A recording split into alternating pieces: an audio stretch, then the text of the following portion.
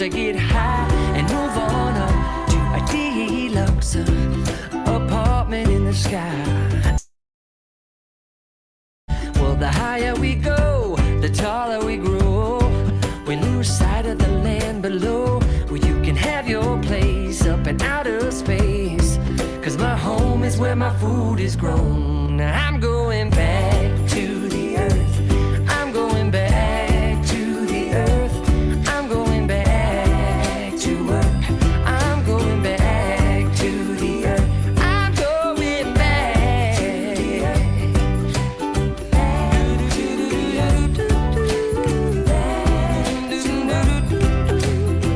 All right, let's get your ass and go this bridge. We are animals. We are animals. We are wild. We are wild. Started with emotion at the bottom of the ocean. Now we're swinging from the tops of the trees.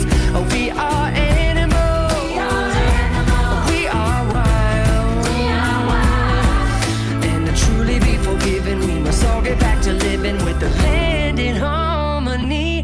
I'm going back to the earth. I'm going back to the earth.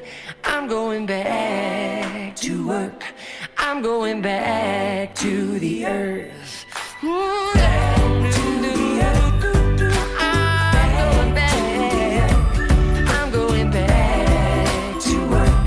I'm going back to two more times around.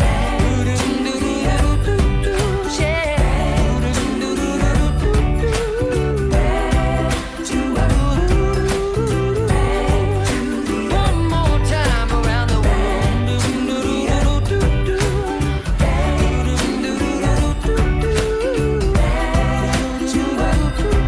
it comes.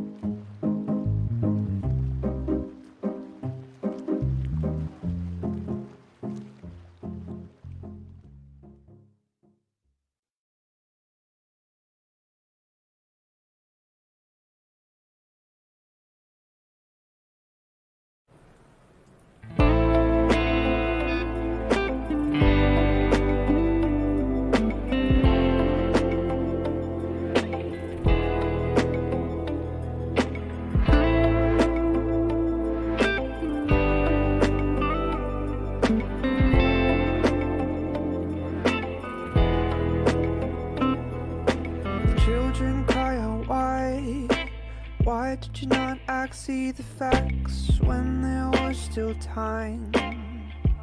To end our addiction, fossil fuel addiction, dependence and future resistance, inventions. Activate, advocate, organize. Stand up and join the resistance. There will be a reckoning. Mother Earth is threatening us. There's no other choice. Hear our children's voice. Fire, fire, Earth's on fire. Fire, fire, Earth's on fire. Truth is in the science. No more political defiance. Fire, fire, Earth's on fire. Fire, fire, Earth's on fire. Truth is in the science. No more political defiance.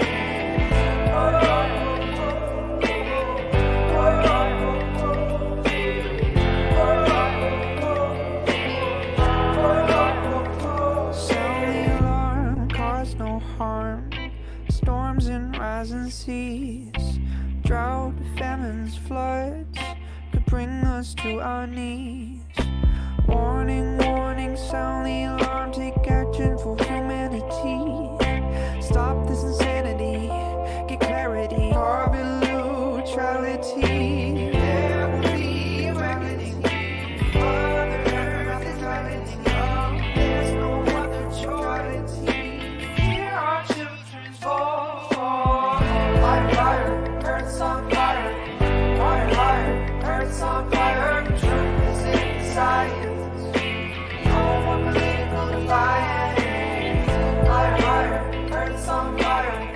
Fire, fire, Earth's on fire. Truth is in the science. No more political defiance. Oh, oh, oh, oh, oh,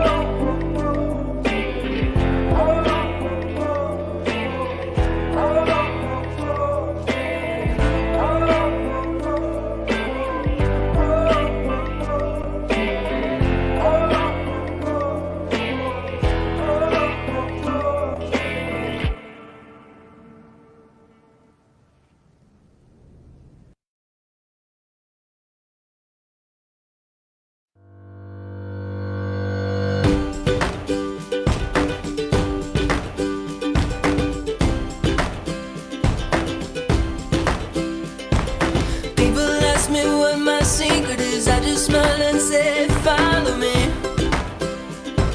I'm sitting on top of the world, on top of the world. Life's too short not to really live. I got a big heart, I can let you in.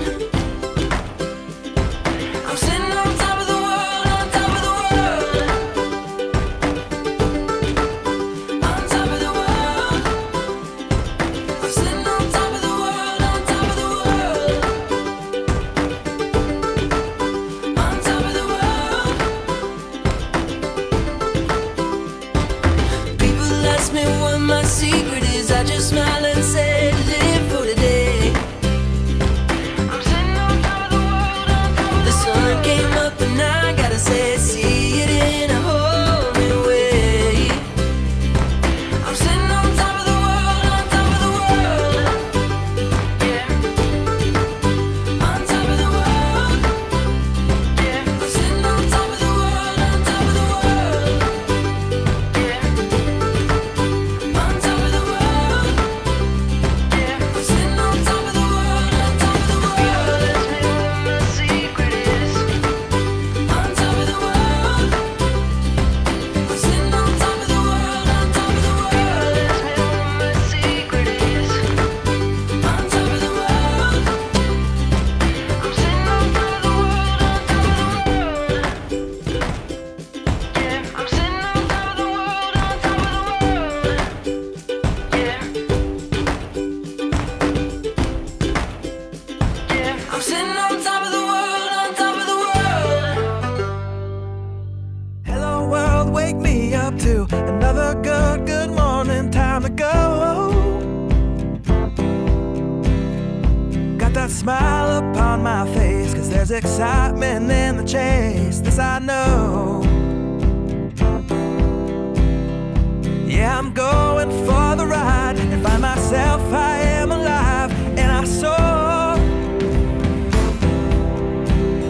Still I run towards the wind and let the challenge draw me in, cause I want more. Oh, we are all looking for adventure.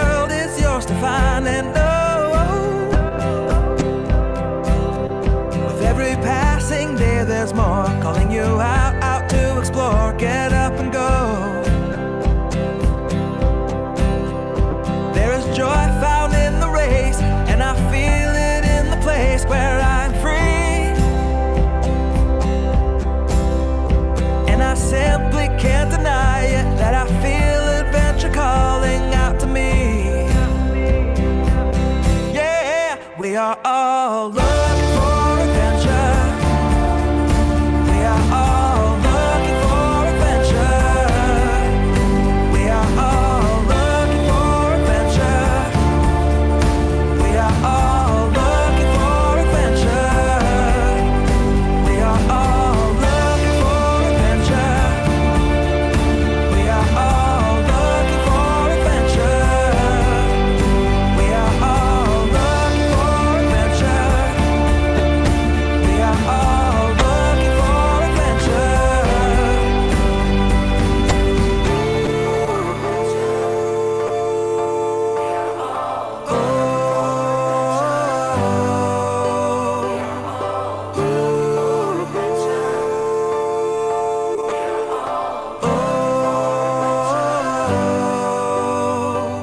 And I'm living free, living free, living free, and I was meant to be. Living free, living free, living free, and I was meant to be. I'm living free, living free, living free, and I was meant to be free.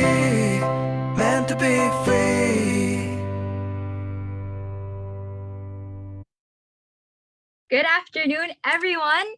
Thank you for joining us today for the 17th episode of our Klimatotohanan webcast series entitled Cycling Towards Sustainable Future, How to Use the Power of Bike to Mobilize Action. Ako po, si Shar Dismas, a climate reality leader and one of the coordinators for the transport subcluster of the Climate Reality Project Philippines. Co-hosting with me today is fellow coordinator for the transport subcluster, Angela May Era. Hi, Jel! Welcome back as a host of Klimatotohanan.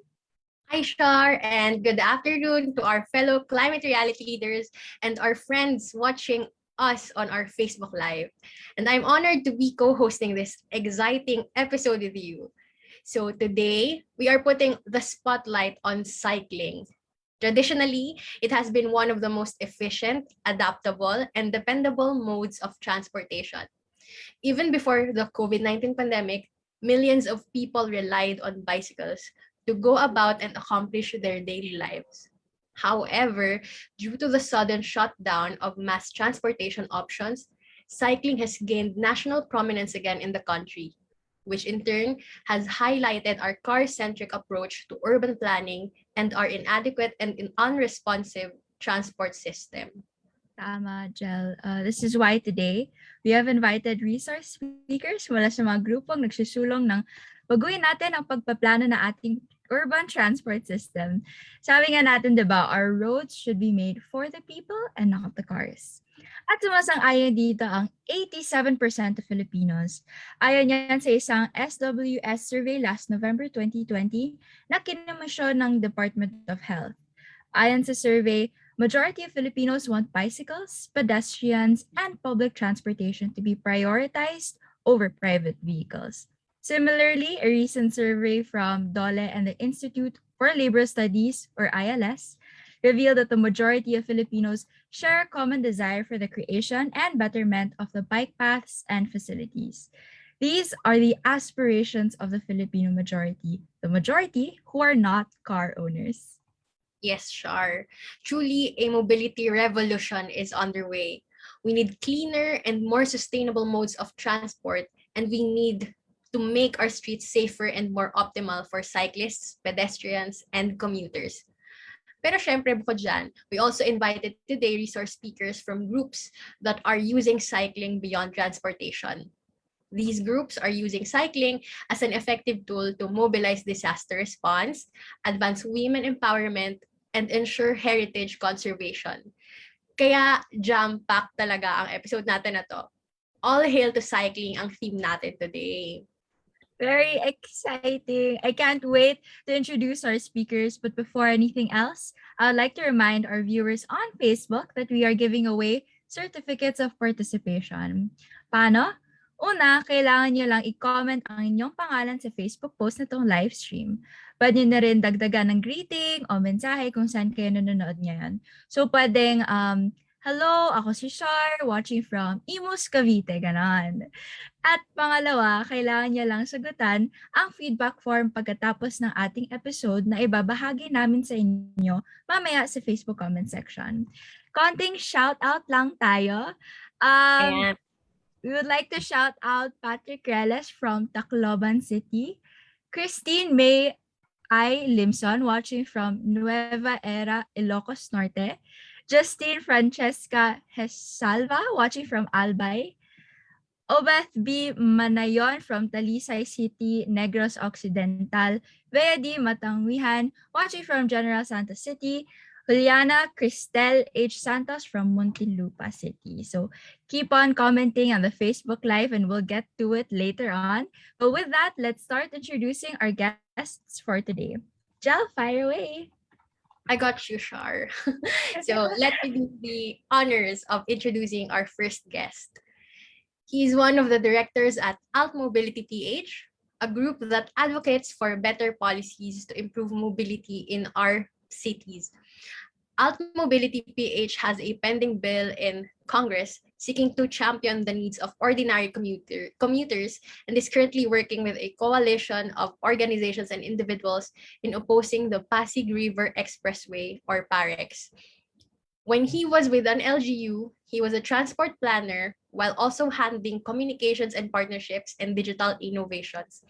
He is now with a private think tank where he continues to work with LGUs by helping them develop a data-driven approach to governance. Friends, we are happy to have with us today, Ira Cruz. Hi, Ira. Hi, thank you so much for inviting AltMobility, and I'm very happy to represent the organization today. Kamusta Yes. kayo lahat? We're good. Thank you for being with us today also. And for the opening salve of today's episode, we want you to greet our viewers and briefly answer our opening question. Para saan o para kanino ka pumapadyak? Para sa kinabukasan nating lahat. Napakahalaga na magkaroon ng mga ng alternatibo. Well, to be honest, we don't like calling it alternative kasi for a lot of people, primary form of transportation ang biking. Pero napakahalaga na ito ay tinatawag nating maging priority or maging viable choice or maging inferior choice of transportation. Kasi kapag ang biking ay ligtas na at maraming tao ang maiiganyo dito, mas gaganda yung ating mga syudad at mas magiging mobile tayo lahat. Hindi tayo masastuck sa traffic at mapupuntahan natin ang dapat natin puntahan. At lalo ngayon ng COVID, mas ligtas yung ating paglabas ng bahay. Thank you so much for that, Ira. I like the idea of skipping traffic, being healthier, and also not talking or calling it alternative means of transportation because it is the primary transport for others. So thank you, Ira. Quickly moving on to our next guest. Before that pala, I'll just also like to shout out Relani Lescuite watching from CHMSC Negros Occidental, Angelica Lirio Goram from Mapua University Intramuros, Alexis Concordia watching from Ilocos Sur, Krisha Maika D. Bea from Bicol University College of Engineering, Johnny Congayo Derek from Surigao City, Christian Rosales from Montalban, Rizal, Destiny Del Rosario from Bulacan State University Main Campus, Angelica Lirio Goram from Mapua University Intramuros. So just moving on to our next guest. She is a climate reality leader and associate for program development of the Institute for Climate and Sustainable Cities. She has over 2 decades of experience in development work, mostly doing participatory research and policy analysis in the area of sustainable agriculture, agricultural biodiversity, and livelihood systems and trade. She is now one of the conveners of the Mobility Awards, a platform that recognizes the acts of leadership by local government units, workplaces, and commercial establishments, promoting cycling as a reliable, efficient, and sustainable mode of transport. Let's call on Golda Hilario. Hi, Golda. It's great to have you here. Just like Ira, please answer your opening question. Para saan o para kanino ka pumapadyak? Magandang araw at magandang hapon sa lahat. Mayong hapon sa panahon ng Bisaya. Para kanino ako pumapadyak? Kung si Ira ay para sa kinabukasan, ako medyo mababaw lang. Para sa aso ko. For our loved ones. So I take my dog to the vet just recently using bicycles, and it has always been like that. But at the same time, I cycle because of my memory, and the fondest memory I have of my dad was teaching me how to cycle, and it came handy sa panahon ng pandemic kasi hirap na hirap to do errands na wala kang mode of transport, no? So nasubukan kong maglakad and ng dala-dala mo, tapos konti lang pala nadadala mo kasi wala, mabigat, no? And yeah, para din ako saan pumapadyak on top of for better health din kasi walang form of exercise, and at the same time siguro para lang din makabawas sa traffic. So yeah. All right. Thank you sa aking fellow fur parent na si Golda for that. So let's give a shout out muna sa Facebook viewers natin. So shout out to Bea D. Matangnihan watching from General Santos City. Arvin S. Pasco of Santa Isabel, San Pablo City, Laguna. Maria Roan Maceda from BFEJ Hub.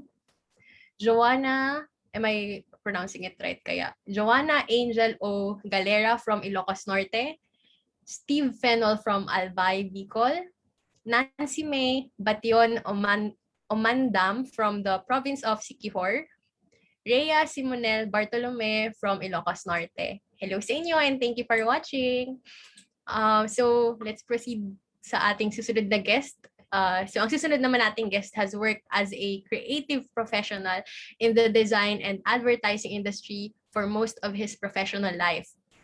In 2014, he founded the Bike Scouts Project, a pioneering initiative that aims to build a social platform for community-based and 100% community-supported resilience and disaster response using bicycles.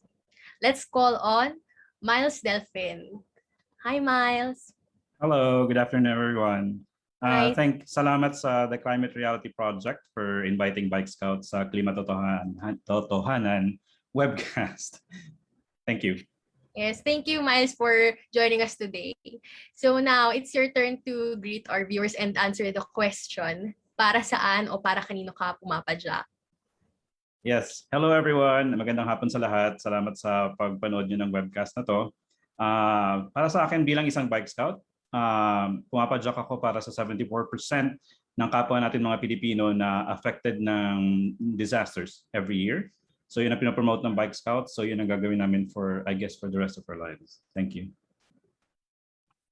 Well said, Myles. I think there's an upcoming holiday for a disaster risk awareness day. I'll check on that. But thank you so much, Myles. Our next speaker is a strong advocate for women and girls' empowerment, breastfeeding, and bike commuting. A bike commuter of 6 years, she created the Pinay Bike Commuter Facebook page as a platform to share their stories of Filipino bike commuters, as well as the Pinay Bike Commuter community, a private Facebook group serving as a safe space for practicing and aspiring Filipino bike commuters. She is Jeremiah Amarnani. Hello, Jerry. Thank you for being with us today. Just like Hi, our other guests. Shar. Nice to Hi. see you. Maraming salamat po sa The Climate Reality Project for inviting me here. And ayun po, I hope na sana marami tayong matutunan today at sana ma-encourage kayong lahat na magbisikleta. Of course. A very inspiring page, but we also want to ask the same thing to you. Para saan o para kanino ka pumapadyak? para saan ako pumapadyak? Pumapadyak ako para sa women empowerment. At para kanino ako pumapadyak? Very obvious, pumapadyak ako para sa lahat ng kababaihan. At syempre personally, pumapadyak ako para sa dalawang anak ko na lalaki. Kasi I need them to know, I need them to understand that a woman biking is a very normal thing. So for them seeing their mother bike every day, anywhere she wants, for them it's a normal thing. They will never question that act anymore when they grow up. So that's very, very important for me and for my advocacy. So salamat po sa pag-imbita sa akin dito. Maraming salamat, Jerry. Talagang no, kasi women empowerment talaga, it involves everyone. So, our next guest is the founder of Beseekleta for Everyone, an organization that provides free bicycles to marginalized sector.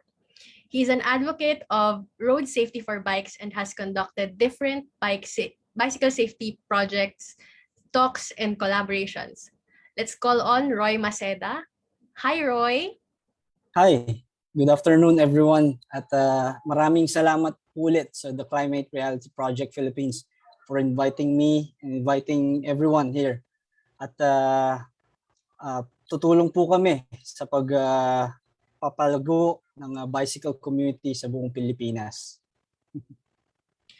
Yes, good to have you here with us today, Roy. Ikaw naman ang sumagot sa ating opening question, kung para saan o para kanino ka pumapadyak? Para kanino ako pumapadyak? Well, pumapadyak ako para sa mga taong patuloy na kumakayod despite the pandemic, no, sa patuloy na lumalaban, sa patuloy na pagtutulungan. At para syempre sa pamilya ko at sa darating kong baby this coming December. So papadyak ako para sa mga Pilipino. Thank you. Yes naman, ang sweet. Wow. Advance congratulations na rin. Thank you. Thank you, Roy. Our last speaker is a climate reality leader. He is employed in an international development agency dealing with sustainable consumption and production and resource management.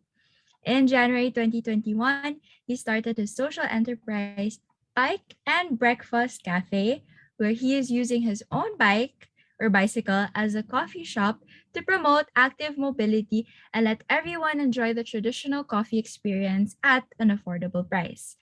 Friends, join me in welcoming Jayson Villeza. Hi, Jayson! Hello, is Jayson here?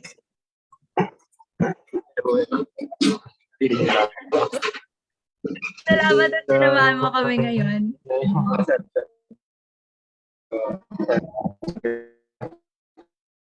Everyone. Hello. I think siguro kung kaya ng bandwidth mo ngayon, kaya mo ba sagutin yung para sa ano, para kanino ka pumapadyak?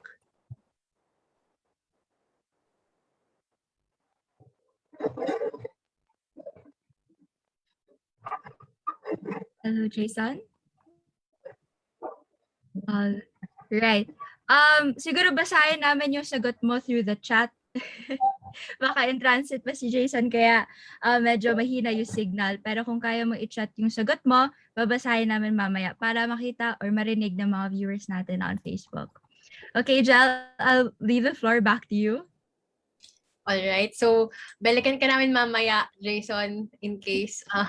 So now, Char, let's jump right into our first segment, where we will learn more about AltMobility PH and the work that they do to make our roads safer for commuters, pedestrians, and cyclists.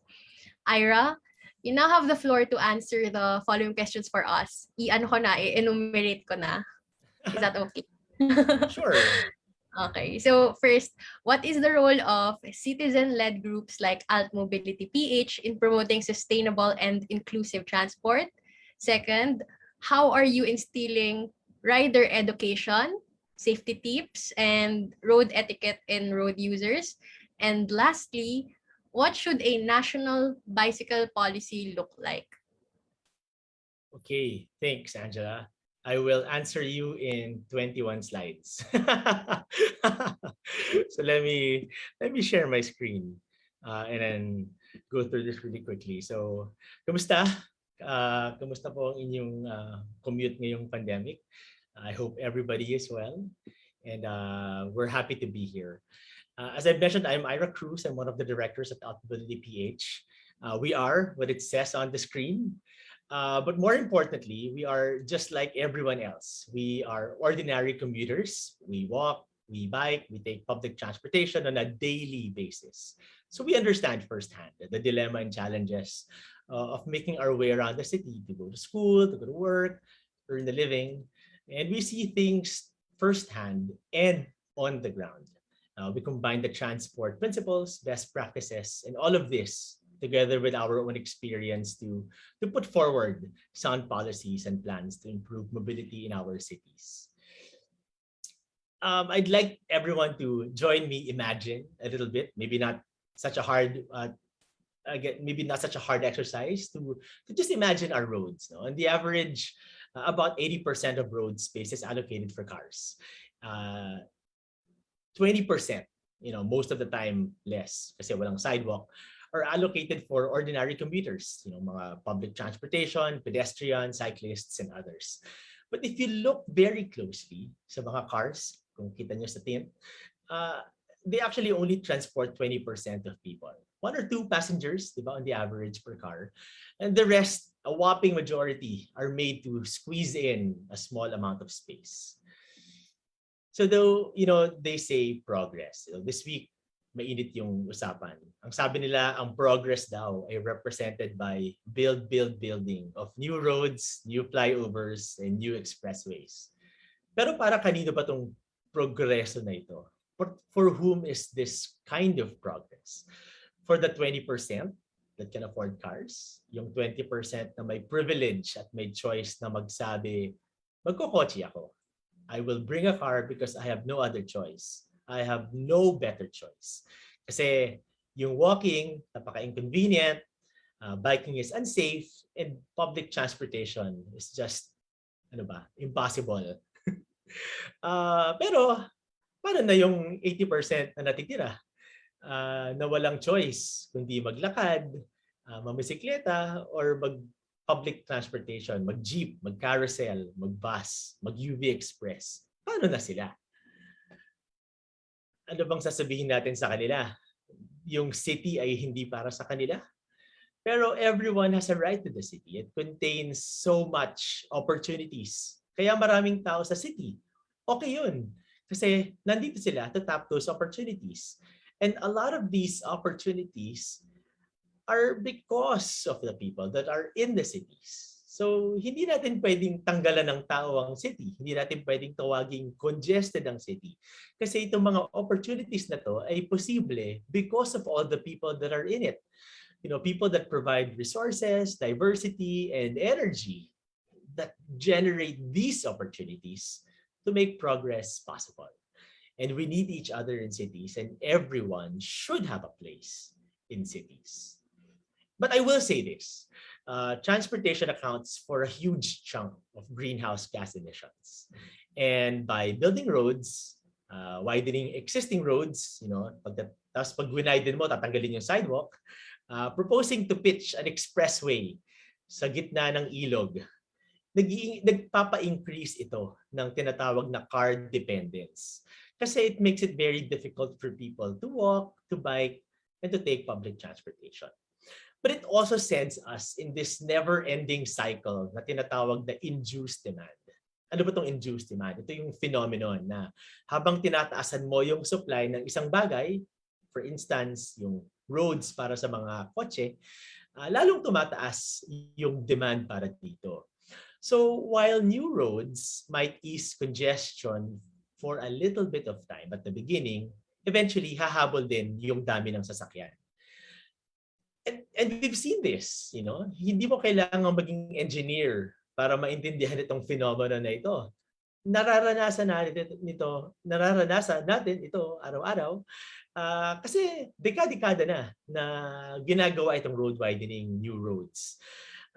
The same strategy na ine-employ ng Department of Transportation at ang mga engineers taon-taon, dekada-dekada Pero nakakatawa kasi in-expect nila baka sakaling mag-iba yung resulta. Unfortunately, the result is the same. It just induces demand, and before you know it, we're stuck in traffic all over again. City space is very limited. Alam natin yan, kaya mahal ang mga lupa sa city kasi napakalimitado niya. Para siyang budget. Paano mo siya gagastusin? But somehow, while city space is very limited, there's been a huge injustice in how it is being spent. 88% of our households do not own cars. 88% ng tao walang kotse. Pero on a daily basis, they're made to endure hardships. Tulad ng nasa larawan ngayon, para makapasok sa eskwelahan, to make a living, para makauwi sa kanilang pamilya. This picture was taken before the pandemic. But if you put face masks on all of those commuters, it's exactly what's out there today. In fact, ito yung nangyayari today. Even worse. With the suspension of public transportation at the beginning of the pandemic in 2020 and with the reduced supply of space in the already limited public transportation, this is as much a health issue as it is transportation. But the 88%, wala silang choice. Diba? They walk, para siyang obstacle course.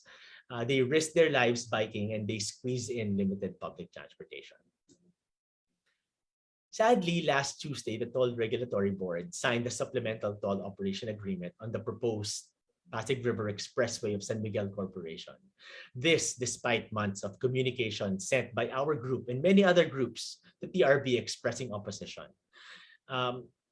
Groups that have shared opposition for multi-sectors that have identified the many negative effects of PAREX, not just in transportation, in our economy, in our heritage, in our environment. And sadly, Friday, in a blatant disregard to all of this opposition, San Miguel Corporation and the Department of Transportation hosted a groundbreaking ceremony. Let me take this opportunity to say that it is not too late.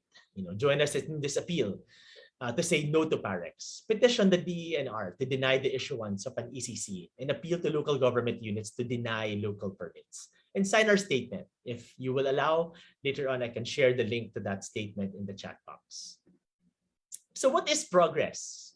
Do we continue to dream of a future where we can drive our cars, spend hours in traffic, and suspend progress? Or do we want a future where our city serves us?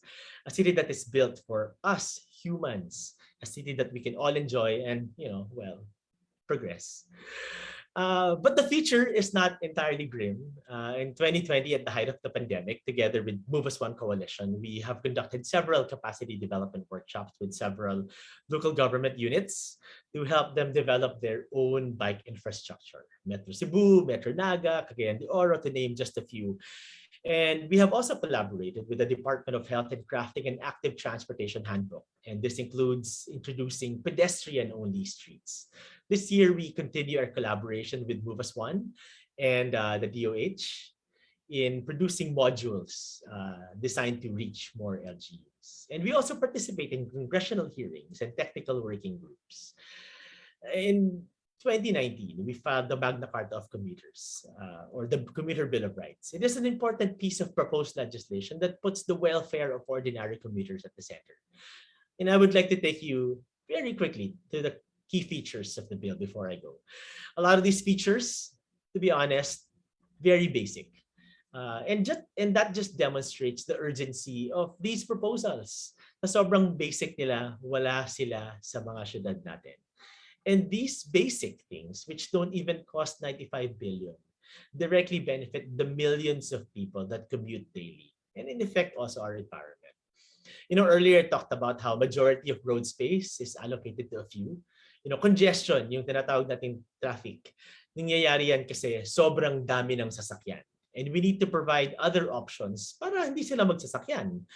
And there are better ways of using limited city space. Imagine a bus. Pre-pandemic, ang capacity ng isang bus 40, give or take. Pag hindi mo binilang yung mga anak tayo. But the same space occupied by cars only move 3 to 5 people. What a waste of city space, diba?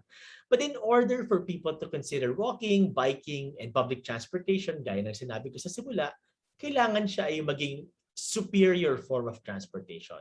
Hindi siya dapat risky, hindi siya dapat nakakatakot, hindi siya dapat nakakawala ng dignidad. And that's why they have to be prioritized in the streets. Public transportation, dapat merong public stop. Kapag lumabas ka sa isang tinatawag na point of interest, mall, eskwelahan, dapat merong available na himpilan, public stop. Hindi ka na mag-iintay kung saan-saan, hindi ka mag-iintay sa gitna ng EDSA. Dapat available din yung lipatan ng sasakyan, no? Dapat may dumarating lagi na sasakyan at dapat mabilis ang takbo ng pampublikong sasakyan. Dapat din may mga pedestrian infrastructure, sidewalks na malapad, kailangan malakaran at sana man lang 2.5 meters at walang nakaharang. May bike lanes. I'm sure si Myles will talk more about this later on. Kailangan may bike lanes. Sana man lamang yung bike lanes, hindi siya tightrope. Sana kasya man lang yung dalawang bisikleta. Para ligtas, para sa lahat. Discounts para sa mga disadvantaged at vulnerable groups, yung mga tinatawag nating persons with disability. Yung pag-aalis ng incentive para sa on-street competition. Kung ating mga bus drivers at konduktor ay kumikita lamang sa komisyon, malamang mag-uunahan sila. At yung pag-uunahan na yan, hindi lamang sila ang dehado. Dehado rin yung pasahero kasi sobrang tagal mag-intay sa terminal bago umalis sa terminal. Very, very quickly, end-of-trip facilities para sa mga siklista. Shower facilities, bike rack, napaka-basic. Para pagdating mo sa pupuntahan mo, kailangan merong ligtas na pag-iiwanan ng iyong bisikleta. Hindi kung saan-saan nakalagay at kung saan sa ilalim ng araw nakaiwan yung bisikleta mo. Road space dapat i-prioritize. Ito yung sinasabi natin, yung pag-move ng tao at hindi sasakyan. Incentives for cleaner alternative fuels. Information of all public transport services. Ano ba yung mga available na mga biyahe? Paano ako makakarating sa aking pupuntahan na ligtas? Ano yung mga biyahe? Anong oras ang alis? At gaano ka-frequent ang pagdating? Ano ang operation hours? Passengers dapat entitled to full refunds. Before mag-pandemic, alam natin yan. All the buses that are getting stranded, all of the MRT trains that are getting stranded or bogging down in the middle of a trip, dapat they have full refund. And if a delay is more than an hour, they should be provided with food, water, and access to waiting rooms with, proper restrooms and, obviously good ventilation. Advance notice or information on proposed policies. Yung mga consultations natin minsan ginagawa na lang para masabi na may consultation. Ginagawa during a workday where no one, yung mga ordinary commuters na sinasabi natin, obviously they're at work. Bakit ang oras ng public consultation nasa gitna ng work hours? The bill is now at the committee hearing level at the House where a technical working group or TWG is consolidating the various versions filed. And we look forward to a second hearing before the end or before the close of this Congress. So yun, I hope that answers your questions in 21 slides. Let's work together for better commutes, better cities, and for a better future. Feel free to reach out and collaborate with all of us. Yes, thank you so much, Ira. I like when you said that everyone deserves a space in cities. And you're absolutely right, no? Urban spaces talaga, for example, our roads, it's a democratic issue and we need to reduce inequalities like this and we need to address this injustice. So, meron lang kaming follow-up question. So, with all that's happening now, the improvements that we see in Metro Manila in terms of bicycle lanes and other active mobility initiatives, how close are we to making our roads more optimal for the majority of Filipinos who do not have cars? We're very far. Malayo pa. Sobrang malayo pa. And we need as citizens, yan yung role natin as citizens. Kasi normally what happens, nag-iintay tayo ng plataforma ng tatakbo for public office. But no, we should be part of it. Kailangan masabi natin sa kanila, ito yung priority namin, ito yung pangangailangan namin. This is the future that we want. We're very far. While we also want to recognize naman that select local government units have started introducing infrastructure for better biking and for better walking experience. The Department of Transportation has also introduced bikes. The progress is very slow. It's still very token at this point. It's still very what's the word for it? It's still very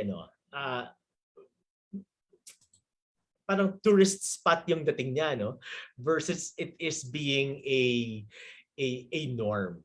Hindi na dapat actually pinag-uusapan. If you look at the guidebooks of DPWH, nakasulat naman yan sa kanilang regulation that there has to be bike lanes. So there has to also be political will to do it.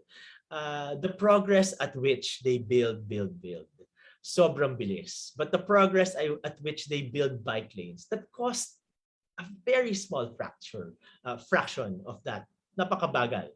We don't even need solid infrastructure. Pwedeng ang bike lane. Ang bike lanes pwedeng cones, pwedeng paso, pwedeng gulong. But there has to be. So if you take that lead, it's very easy. And so the biggest question is, why isn't it being done? Yeah. Yeah, thank you for that, Ira, for that very wonderful insight.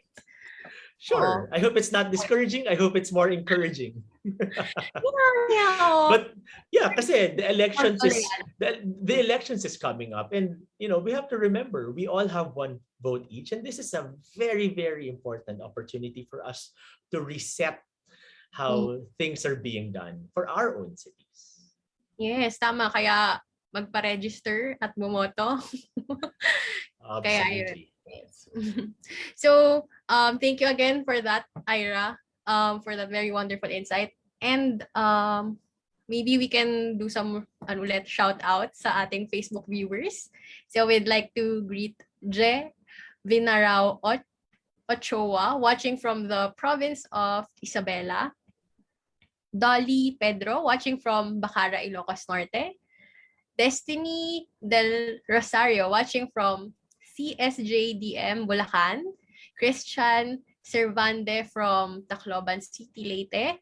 Margarita M. Christie, watching from San Mateo, Rizal.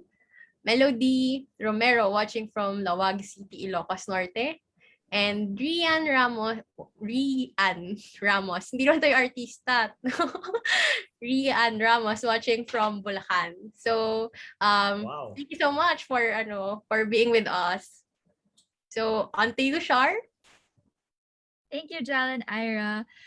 From one civil society organization to another. In our second segment, we will put the spotlight on Mobility Awards, a collaboration among different civil society organizations, including the Climate Reality Project Philippines. To help us learn more about this platform, let's call on Golda. Golda, we just want to ask a few questions. What is the Mobility Awards? Why is cycling a democracy and climate issue? And why should we recognize bike-friendly cities, commercial establishments, and workplaces? On to you, Golda. Magandang hapon ulit, Char. Yeah, napaisip ako doon sa sharing ni Ira because he framed yung question, sinagot na nga niya. Yung first question, why is it a democracy? Baka i-flip muna natin ulit, no? And taking off para sundan yung sinabi ni Ira that 80% of the road space is used by cars, yet only 12%. Kasi flip mo yung 88% niya, that's 12%. So 80% of the 12% lang yung gumagamit. And then the 88% ay anong tawag dito? Pipilit sa 20%, no? Tapos that na road space, no? So I guess sa question that why is mobility an issue of democracy? That's the question of yung contrast ng 80-20 8812, no? So, and kung masabi natin na democracy is, di ba, sa ating, even though very, very elementary, it's a government of the people, by the people, and caveat, for the people. Where is the majority of the 88%? So, yun na yun, no? And then, only occupying the 20% of the roads, no? Yung roads kasi yun yung manifestation natin, very public and very glaring na manifestation ng commons. And it's the same way, no? If you also look at the environment in whole, no? It's the same way, no? Pero very, very maintindihan agad kapag when you say streets and roads. Kasi lahat tayo dumadaan sa ganyan. Lahat tayo uses roads, no? So mas concrete natin, especially tayo na nasa cities. No? So I guess that's the point of why is it why mobility, no? So and a function of democracy. But at the same time, mas importante is if we want to make democracy works, no? It should be by the people, and that would mean it's not only the government. It's you and me, every citizen, because mobility is a right, no? So it's not just ability, no, to move from point A to point B, but it is also mobility. Hindi lang ako pwedeng pumunta lang sa from point A to point B to point C to point D, but also yung ability and may kakayahan ako at may access ako para maka-enable na makarating ako sa point B to point E at makabalik. So sa ganyang context, I think yung point ni Ira is that ang laki ng role ng citizens. And this is the context of bakit binuo yung Mobility Awards. No? So, share ko na lang kasi medyo sayang yung graphics na shinare ng Mobility Awards conveners. No? So, yung kwento, mas ikwento ko na lang din, sinimulan tong Mobility Awards last year. And it was a simple project at that time. No? So the idea is at the height of the pandemic, nakita na may momentum, no? May interest, and we were proven right. NEDA statistics said that yung importation ng bicycles nag-reach na ng 2.1 million last year. But we've earlier seen statistics, no, that ways back 5 years, no, ng importation. And pinakamalaking markets ng mga private, no, is in Southeast Asia, private manufacturers. And nakikita nila that Philippines has been consistent over the past 5 years.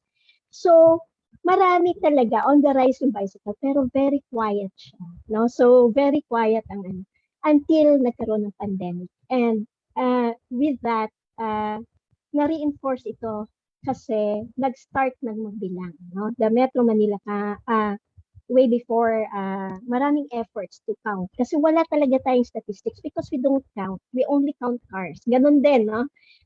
Kung paano mag-manifest ng 80-20 kasi we tend to count, no? And our development planning, fix siya kung ilang benefits ng car, no? Pero hindi na siya nagbibilang kung ilan yung pedestrians talaga on the road, no? Ilan yung ilan yung cyclists, takes other modes of transport.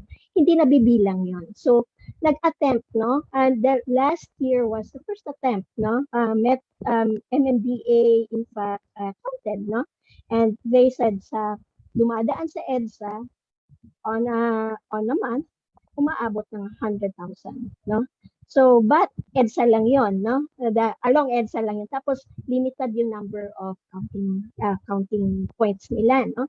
So, this year, na-reinforce siya further kasi nagkaroon ng pilots, no? ng pedestrian and mobility, ng cycling count, and shout out kay Sir Roy na nandito din, who also was one of the volunteers who spearheaded the Metro Manila counts, no? And we've counted in a span of 4 hours, no? Peak hours lang sa umaga and peak hours sa hapon. There were already 38,932 cyclists on the road, no? 27 points lang yan, observation points in those 4 cities. So how much more kung sa buong Metro Manila, and lakihan mo pa, no? So clearly may nakikita, the momentum is there, no? And it was reinforced sa sinabi ni Ira kanina, and even sa rationale nitong na binigay yung intro, that the DOLE ILS survey already said that yung 70%, yun yung mga nagbisikleta ngayong pandemic na mga workers, and even wala na pandemic, they would want to go on cycling for as long as safe ang infrastructures na ibigay, no? Sa kanila, at maging optimal ang conditions for them to be able to get to work and back, no? So with that, sige, paano natin, kasi there is a silent revolution, no? And revolutions can mean a lot of things, no? And madali siya for cycling kasi every cycle parang sa relo is called a revolution, no? So every cycle, and ang dami niyang meanings, no? So with why not Mobility Awards, no? So yun yung naisip agad about it, and then okay, let's pilot, no? So ang inisip namin that the government, Department of Transport, the first time then, Department of Transport, DOH, DILG, and DPWH came up with a joint administrative order, no? 2020-001, telling about the national na LGUs should construct bike lanes and green lanes, no, for pedestrians, and create that, no. So, but marami ng policies then before, no. There's a national transport policy na sinabi na those who have less in wheels should have more say on the road. But nakita namin yung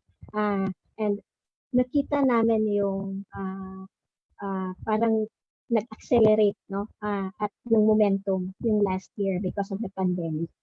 So kasi wala talagang transport options, na paralyzed, no, at na-suspend yung public transport, no. So paano tayo makatulong? As ang question namin is that paano tayo makatulong as citizens, no, other than preparing for the elections and working for that platform? How can we as citizens and as individuals parang challenge, no, leaders, no? And when we say leaders, it's not only local government units, no, and even the national government, no. How can we further motivate, no, leaders, be it business leaders, be it employers, and such, no, to create that enabling infrastructure, kasi we knew that hindi naman kaya ng government, no? Tulong-tulong, sama-sama tayong lahat dapat. So naisa namin, okay, so why not try Mobility Awards, no? So yun yung rationale for such. Tapos inisip namin, okay, kung mag-Mobility Awards tayo, sige, let's create that. Competitive ang mga cities. So, di ba, ang daming, may ranking nga yan, indices ng competitive cities and such, no? Nature ng cities na maging competitive, mainly because they want to attract investments, no? Not just outside investments, but also internal investments. And Diyan nakita namin na, okay, that can be a mode where the mobility awards can play, no? So while others are pushing for national frameworks and policies and also working for local government needs. Because at times like this as well, na pandemic, kailangan mo rin and ang spirits natin down, kailangan mo rin ng motivation to push, no? Parang nagbibisekleta, kailangan may first step, no? So may pang-push sa'yo, no? So kita namin na, okay, why not mobility awards? No? So last year, sinimulan namin with nilapitan namin climate reality project, no? Philippines, tapos with ICSC and 350.org Pilipinas, tapos Manila Moves, no? Tapos sinabit na rin namin dahil sa nandun ng Manila Moves, Miss Geri pwede na ba? So, so naging kasama din yung Pinay by Commuter community. So last year, pinilot namin ito sa Metro Manila muna. Metro Manila muna kasi small muna, tapos pandemic, mahirap eh. Paano tayo mag-roll out itong campaign na ito? And naging successful yung first run. So challenge pa namin further, no? Why not nationwide? So kaya nung September 7, ni-launch yung national round of the Mobility Awards, no? So nandun pa rin yung mga organizers and conveners nito, but on top of may 25 regional partners na kasi mahirap talaga kapag nationwide. Tapos in-accept muna namin ng Metro Manila kasi na-evaluate na last year eh. So ang ano is to challenge, no? Cities muna, huwag naman lahat din, no? Cities, workplaces and commercial establishments na kung bike friendly ba sila. Tapos bakit mobility dapat kasama pedestrian? Bakit cyclist lang muna? Cyclist lang muna kasi samantalang binibuild up natin. Pero nag-a-attempt na rin kami na pasukin siya, no? At i-integrate siya sa cycling friendly na criteria. Kasi nakikita namin na hindi dapat mag-away, no? So dapat complementary and such, no? So yun yung with this national round. Tapos outside of Metro Manila, dati nung start lang, ang pamantayan lang namin very simple.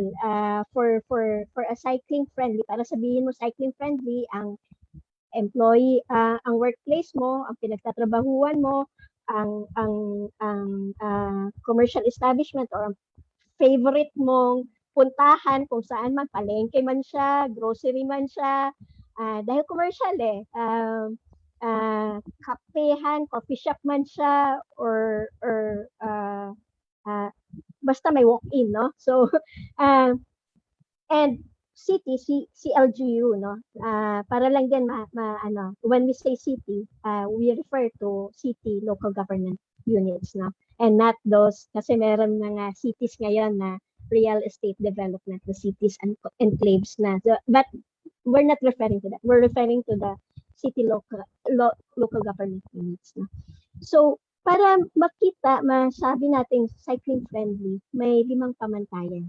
So tinawag na lang namin 5 eyes, no? So it complements the JAO then, and it complements other indices kasi inaral din namin yung indices, even the Copenhagenized index, no? So ano ba ang 5 eyes? Para lang din simple, no? Infrastructure, integration, implementation, innovation, inclusivity. Para madaling intindihan, 5 eyes, no? So, yung mga sinabi ni Ira kanina, nandun na yun sa infrastructure. Tapos when we say policies, ordinances, programs, nandun yan sa integration. Ang tanong palagi ng karamihan, nai-implement ba? So, yun, nandun sa implementation. Tapos, tinignan namin kasi ito yung innovation eh. Kailangan lagyan ng premium, no? Na ano yung mga creative approaches na ginawa, no? ng city man yan, workplace man yan, or commercial establishment na. especially in to promote no yung active mobility no. So and yung last na pinaka-importante for us is also inclusivity no. So paano kasi yung cycling sinasabi kasi konti lang naman nakakatuto ng cycling, bakit mo lalagyan ng bike infrastructure, bakit masyadong push for bike lanes when in fact mas maraming naglalakad no. So but sinamahan namin ng inclusivity, paano ina-address ng active cycling na interventions mo para makater yung pangangailangan ng mga mothers, mga elders, yung mga hindi nakakapag-bisikleta at mga newbies no, yung mga hirap din no? At mga PWDs din no. So yun yung kung pasok ka diyan, abay i-nominate mo na no. So the category is for cities, workplaces, and establishments. And for this national round, exempted ang Metro Manila. Kasi na-rank na namin last year.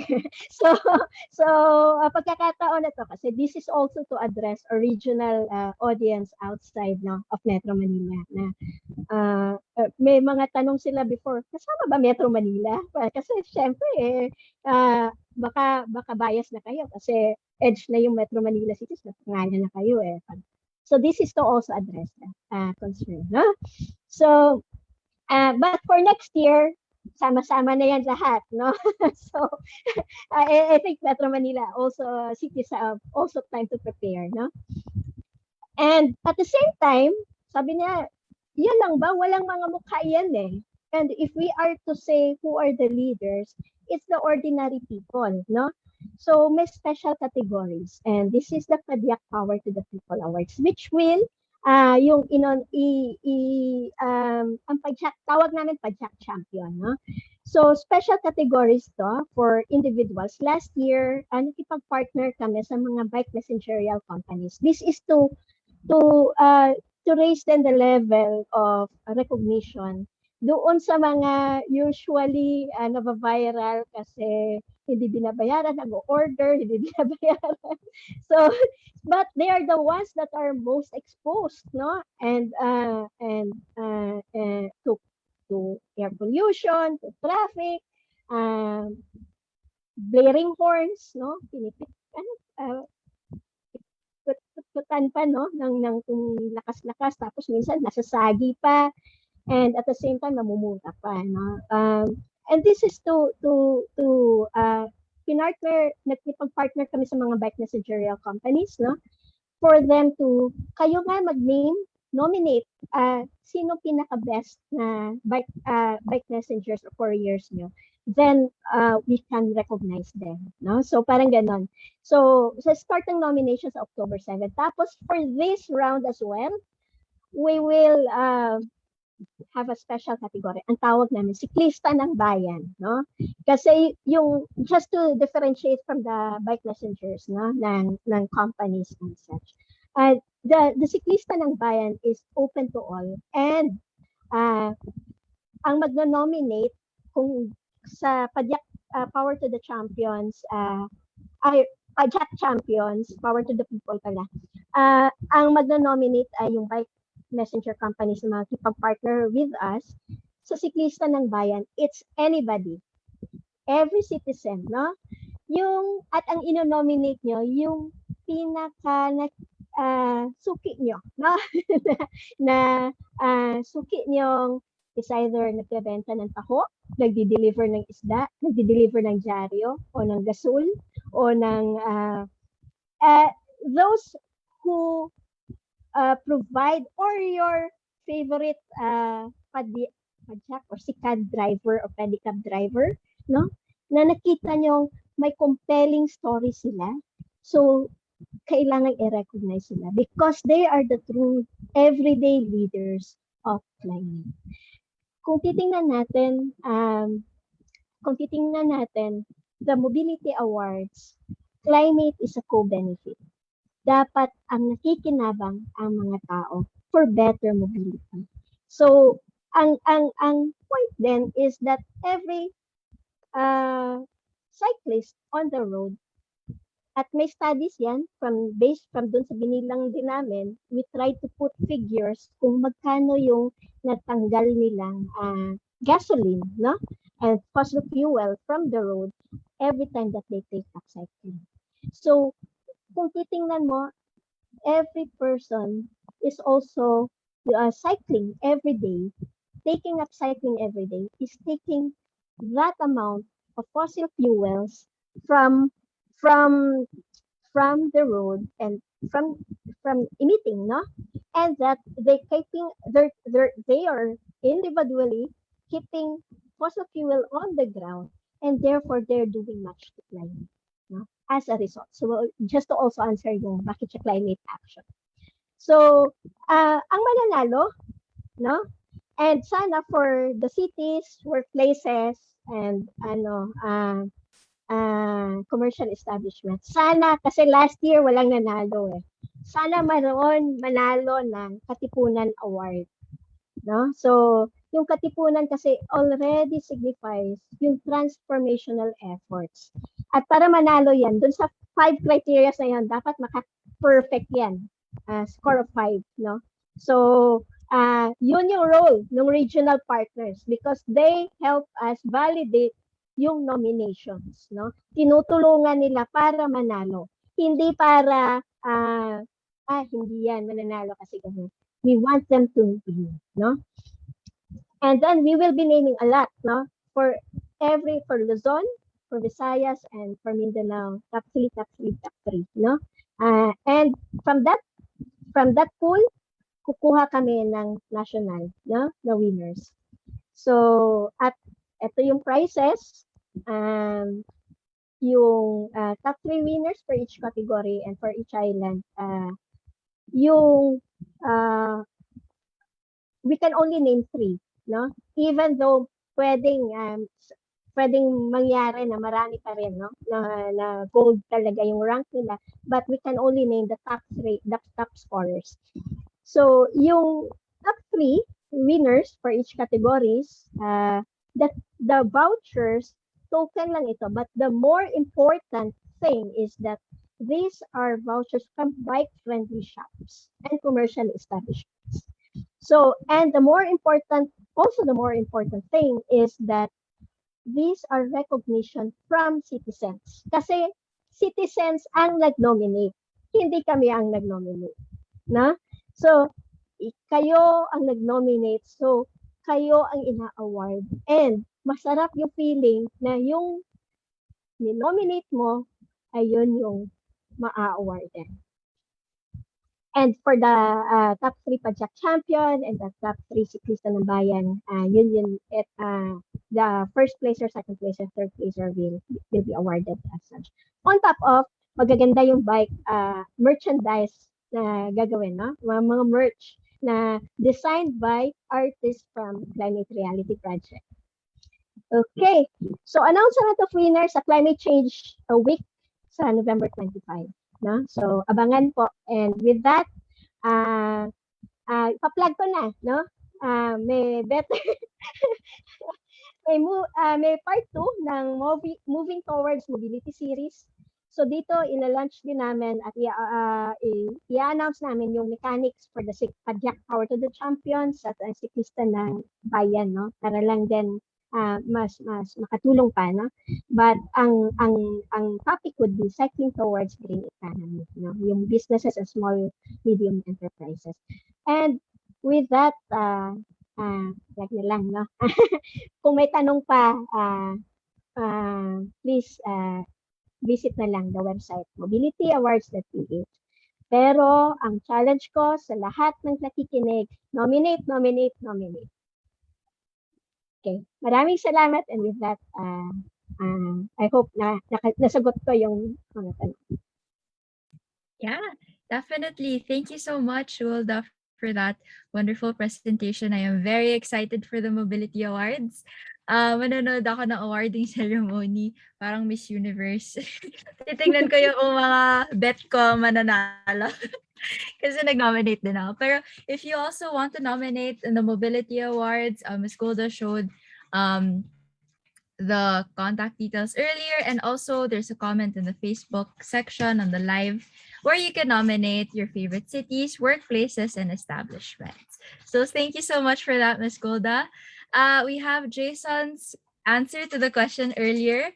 Jayson Villeza's answer to para saan siya pumapadyak, and yung sagot niya halos nasabi na daw niya lahat. Para sa mas mabuting kinabukasan natin. Para kanino ka pumapadyak? Para sa lahat, lalo na sa susunod na henerasyon. So thank you so much for that, Jayson. Before we move on to the next segment, I'll forward or move to Jel for a few reminders. Yes, Char. So a very good point from Golda kanina, no? That mobility is a right. So in relation to what she has presented, the Climate Reality Project Philippines is inviting everyone to the 2021 nationwide round of the Mobility Awards. So kindly visit bit.ly/MA nomination to nominate the most bicycle-friendly local government units, business establishments, and workplaces across the country. Paalala lang po na this round is open to all cities in the Philippines except sa Metro Manila. To get regular updates, follow Mobility Awards on Facebook and Instagram. Char? Okay, so ano din? Here, I'm back. Sorry. Plug ko na rin, syempre. Ang ating Klimatotohanan webcast production team. We're inviting our Pinoy climate reality leaders to join the team and help us produce the show. This Klimatotohanan webcast is a venue for dialogue among Pinoy climate reality leaders to increase their knowledge and deepen their understanding of climate change and help them take bolder climate action. Syempre, as part of the production team, you would be able to hone or even discover your skills and talents, may it be in hosting, writing, or designing. If you aren't able to join the production team, you can also help us promote our episodes. Like and share the webcast on your social media accounts. Yes, and another reminder for our climate reality leaders, you can contribute articles or blogs about your initiatives to our website. So for article submissions, please contact Christine Galang at christine.galang.ph@climatereality.com. And lastly, again, to our Pinoy climate reality leaders, let your voices be heard and get to know your fellow climate reality leaders. Attend the community meet on September 30. The branch will be in touch with you in the coming days for more details about this event. Yes, thank you, Char. Now let's move on to our next segment. We are now putting the spotlight on Bike Scout Philippines to learn more about how they are using cycling for disaster and emergency response. Myles, we would want to hear from you, sana. What are the goals of Bike Scout Philippines? How are you supporting disaster preparedness and response for communities? And what are the success stories of your organization? Hello, everyone. Thank you, Jel. Thank you, Shar. Very nice to meet you guys. Very happy to be here sa Climate Reality Project. And natutuwa ako na ang dami pala nating mga viewers from all over the Philippines. Yes. And so Bike Scouts, we also have a presence. Yung membership ng Bike Scouts is all over the Philippines, and I hope you can join us after I give this very short presentation. So wait.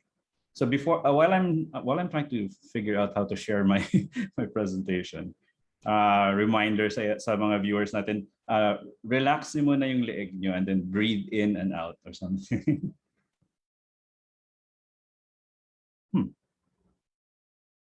Hang on, I can't find my.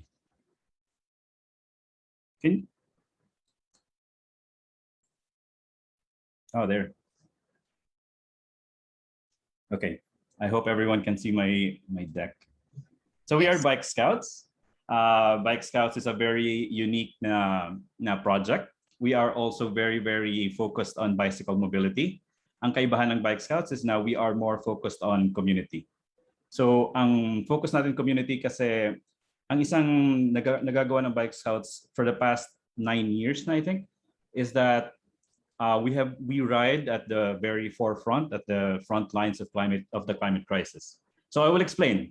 That's a big claim. Explain ko yan during my presentation. But just to give you sort of like an introduction to what the Bike Scouts is about. You've heard about yung work nila Ira. You've heard about yung award, mobility awards from Golda.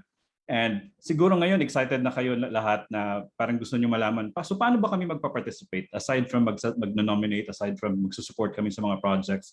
Paano magpa-participate kung community member ka, kung ordinary ka na tao na nagbabike ka rin every day?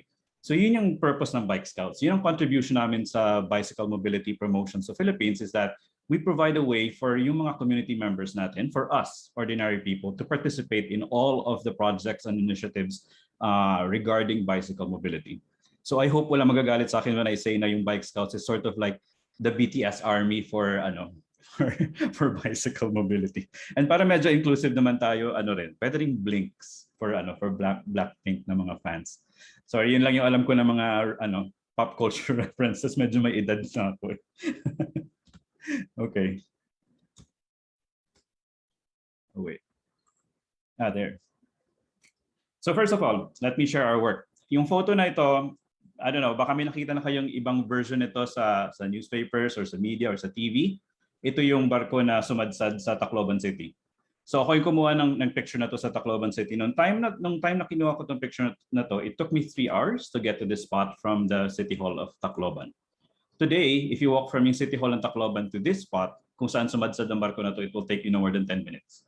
Ang dahilan kasi nakikita nyo yung tambak ng mga kahoy at mga iba-ibang debris sa picture. Yan yung dating mga building at mga bahay sa Tacloban City na inanod ng storm surge waves. Tatlo yata, kung naalala ko ng tama. 14-foot storm surge waves ang tumama sa area na to ng Tacloban City. So ang trabaho ng Bike Scouts since we started until 2013, ang unang pinaka-importanting trabaho ng Bike Scouts is bilang volunteer bicycle messenger service for disaster response. So yung ginagawa ng mga volunteer bicycle messengers ng Bike Scouts is na tayo yung nagde-deploy sa disaster areas. Of course, yung community natin, kasi marami na rin ibang miyembro yung Bike Scouts, hindi naman tayo pwede lahat mag-deploy. Kasi kung hindi, malaking problema din yun in terms of logistics. So yung trabaho ng larger na membership ng Bike Scouts is bilang support. Ito yung naghahanap ng resources, naghahanap ng other things na pwedeng ipadala sa team natin na nagtatrabaho sa ground zero. So medyo exciting pero at the same time dangerous. Kasi ang trabaho ng mga Bike Scouts, volunteer bicycle messengers is na tayo yung nagpo-provide na alternative means of access to communications and essential supplies during yung mga nangyayaring mga disasters sa bansa natin. So for all of you na hindi niyo pa alam yung katotohanan about yung vulnerability ng Pilipinas sa disasters, magugulat kayo na 74% ng population natin dito sa bansa every year affected tayo ng disasters one way or the other. Nakikita niyo yan sa mga baha dito sa syudad. Nakikita niyo yan tuwing nagkakaroon ng earthquake, yung volcanic eruption sa Batangas na malayo din yung inabot ng ash. So marami pang iba. So pag sumali kayo sa Bike Scouts, sorry, medyo konting plug lang to. Kasi na-realize ko na marami pa lang kabataan na sumusunod sa the Climate Reality Project. And most of yung membership actually ng Bike Scouts, mostly kabataan. Kaya nga naghahanap na rin ako ng medyo pwedeng pumalit sa akin bilang tagapagsalita ng Bike Scouts kasi medyo medyo off na ako sa market ng Bike Scouts. Yun. So anyway, yeah. So yun yung ginagawa natin as volunteer bicycle messenger service. Pero ito lang yung isa sa trabaho ng Bike Scouts. Ang mas malaking trabaho actually ng Bike Scouts and mas important and mas madaling salihan ng karamihan sa inyo kung gusto nyong sumali o tumulong at magkaroon ng contribution sa bicycle mobility sa Pilipinas. Let me talk about this first before that part. Ito yung it just shows yung experience ng Bike Scouts throughout since 2013. So makikita nyo every year ito yung mga bagyo. Some of them are category 5 typhoons. Familiar naman kayo nito dahil sa mga balita. Yung COVID-19, yung Batanes na earthquake, and then of course yung Taal volcano eruption last year. Last year, during the Taal volcano eruption, hindi na iwasan maraming tao na merong mga critical illnesses, na-trap sila, na-stranded sila within the danger zone kasi nagkaroon ng pagsasara ng mga kalye natin, di ba? Hindi sila makalabas, hindi makabiyahe, walang sasakyan. Ito yung mga araw na yung height ng eruption na talagang medyo delikado. Pero syempre kung kunyari meron kang heart ailment, meron kang TB, meron kang asthma, in fact meron kaming isang hinatiran ng supplies doon yung para sa asthma niya, yung machine na ginagamit plus yung medicine na pregnant na babae. Kasi nga, walang makalabas, walang pharmacy, walang sasakyan, hindi sila makagalaw. Pero syempre, kailangan nila yung medical supplies nila. So during that entire time, nasarado yung mga roads and habang nag-erupt yung Taal Volcano, yung pinaka-experienced na riders ng Bike Scouts, kami lang yung nag-ooperate na delivery system throughout the danger zone around Taal Volcano noong 2020. So yung picture na ito is from Tacloban, this is San Jose. Ito yung pinaka-most badly hit nung sinasabi ko kanina na storm surge waves na tumama sa Tacloban City nung Typhoon Yolanda noong 2013. Ito yung kabady ko, and then sumusunod kami sa Humvee ng US Marines. So yun. Okay, so ito yung sinasabi ko kanina na community-based volunteer teams for social good. Lahat tayo kasi di ba sa Pilipinas, meron tayong kultura ng bayanihan. So yung bayanihan natin kasi, napakagandang part ng story ng Filipino, napakagandang part ng culture natin. Pero syempre, hindi may iwasan, localized siya. Nagagawa lang natin yan sa kapitbahay natin, maybe sa barangay natin, pero mahirap kasi kung sasabihin, magandang isipin sana na merong social media, so pwede natin sana gawin yan. Pero ang social media kasi kung titignan mo talaga, kung magiging honest lang tayo sa pagtingin sa social media, ang social media is really for entertainment. Siguro a little bit of information din, pero most of us, we post pictures ng mga kinakain natin, yung kape natin sa Starbucks, alam mo yun, yung mga ganung bagay. Masasayang bagay. Meron din siyang role sa buhay natin, pero that only means kasi na yung social media, yung role ng social media sa buhay natin has nothing to do with doing good for others. Meron, pero you'd have to go viral. Yun yung problema. And sa Bike Scouts, you don't have to do that. Sa Bike Scouts na social platform, you just post something that you want to do. If you find something that someone who needs help, you will get that support, and I will show examples of that later on. So yung specific na photo na to na pinapakita ko sa inyo ngayon, this was taken at midnight on Christmas Eve. Because for the past 9 years, the Bike Scouts community, teams, and everyone have been riding out at midnight every Christmas to deliver gifts to homeless children. And this is not a religious themed event, in spite of the fact na Christmas yung event na to. Kasi sa Pilipinas, medyo mahirap iwasan yung Pasko. And may imagine mo yung mga bata na naghihintay sa labas ng mga shopping mall na namamalimos, di ba? Kapag Pasko, pag palabas tayo, kasama natin yung mga pamilya natin na namili tayo ng pang Noche Buena, yung mga pangregalo, sila, they have nothing. So, alam mo yun, mahirap yung buhay ng mga kids na nakatira sa kalye, sobrang hirap. Nakikita namin to everyday. Kasi may separate kami na program for them na nagbibigay kami ng school supplies and mga learning supplies at saka yung mga books. So, especially for Christmas season, sobrang hirap for them kasi nararamdaman talaga nila na parang hindi sila kasali. So that's why naisipan namin umpisahan yan na every year at midnight, exactly at midnight, tagahatid kami ng gifts sa mga homeless kids. And the special part of this is na kapag kasama ng kids yung parents nila, we don't give the gifts to the kids, we give the gifts to the parents. And it's the parents na nag-aabot ng regalo sa mga anak nila. Kasi ang idea is na para magkaroon yung bata ng memory of their parents na maganda at Christmas. So that's the midnight ride of the Bike Scouts. At marami pa ibang project ng Bike Scouts na pwede nyo salihan. So, yung concept ng Bike Scouts, why do we do this? Bakit community ang focus ng Bike Scouts? Bakit kailangan natin ng maraming sasali ng mga kabataan, mga Blink at mga BTS Army sana, at saka yung mga taga-Climate Reality Project? Hindi ko alam kung ano yung tawag sa fans club ng Climate Reality Project, pero later on, isama natin sa kwento yan. So anyway, bakit natin kailangan ng maraming sasali sa social platform ng Bike Scouts? Kasi ang concept ng Bike Scouts is very, very simple. For every person in the world or in your community who has nothing, there's always someone out there in your community na they have something to give. Ang concept kasi natin ng pagtulong is palaging big time. Alam mo yun? Kailangan milyonaryo ka, kailangan Jeff Bezos ka, kailangan millions of dollars ang ibigay mo. Pero hindi eh. Kasi for example, may nasalubong ka na tao, lalaki, babae, matanda, bata.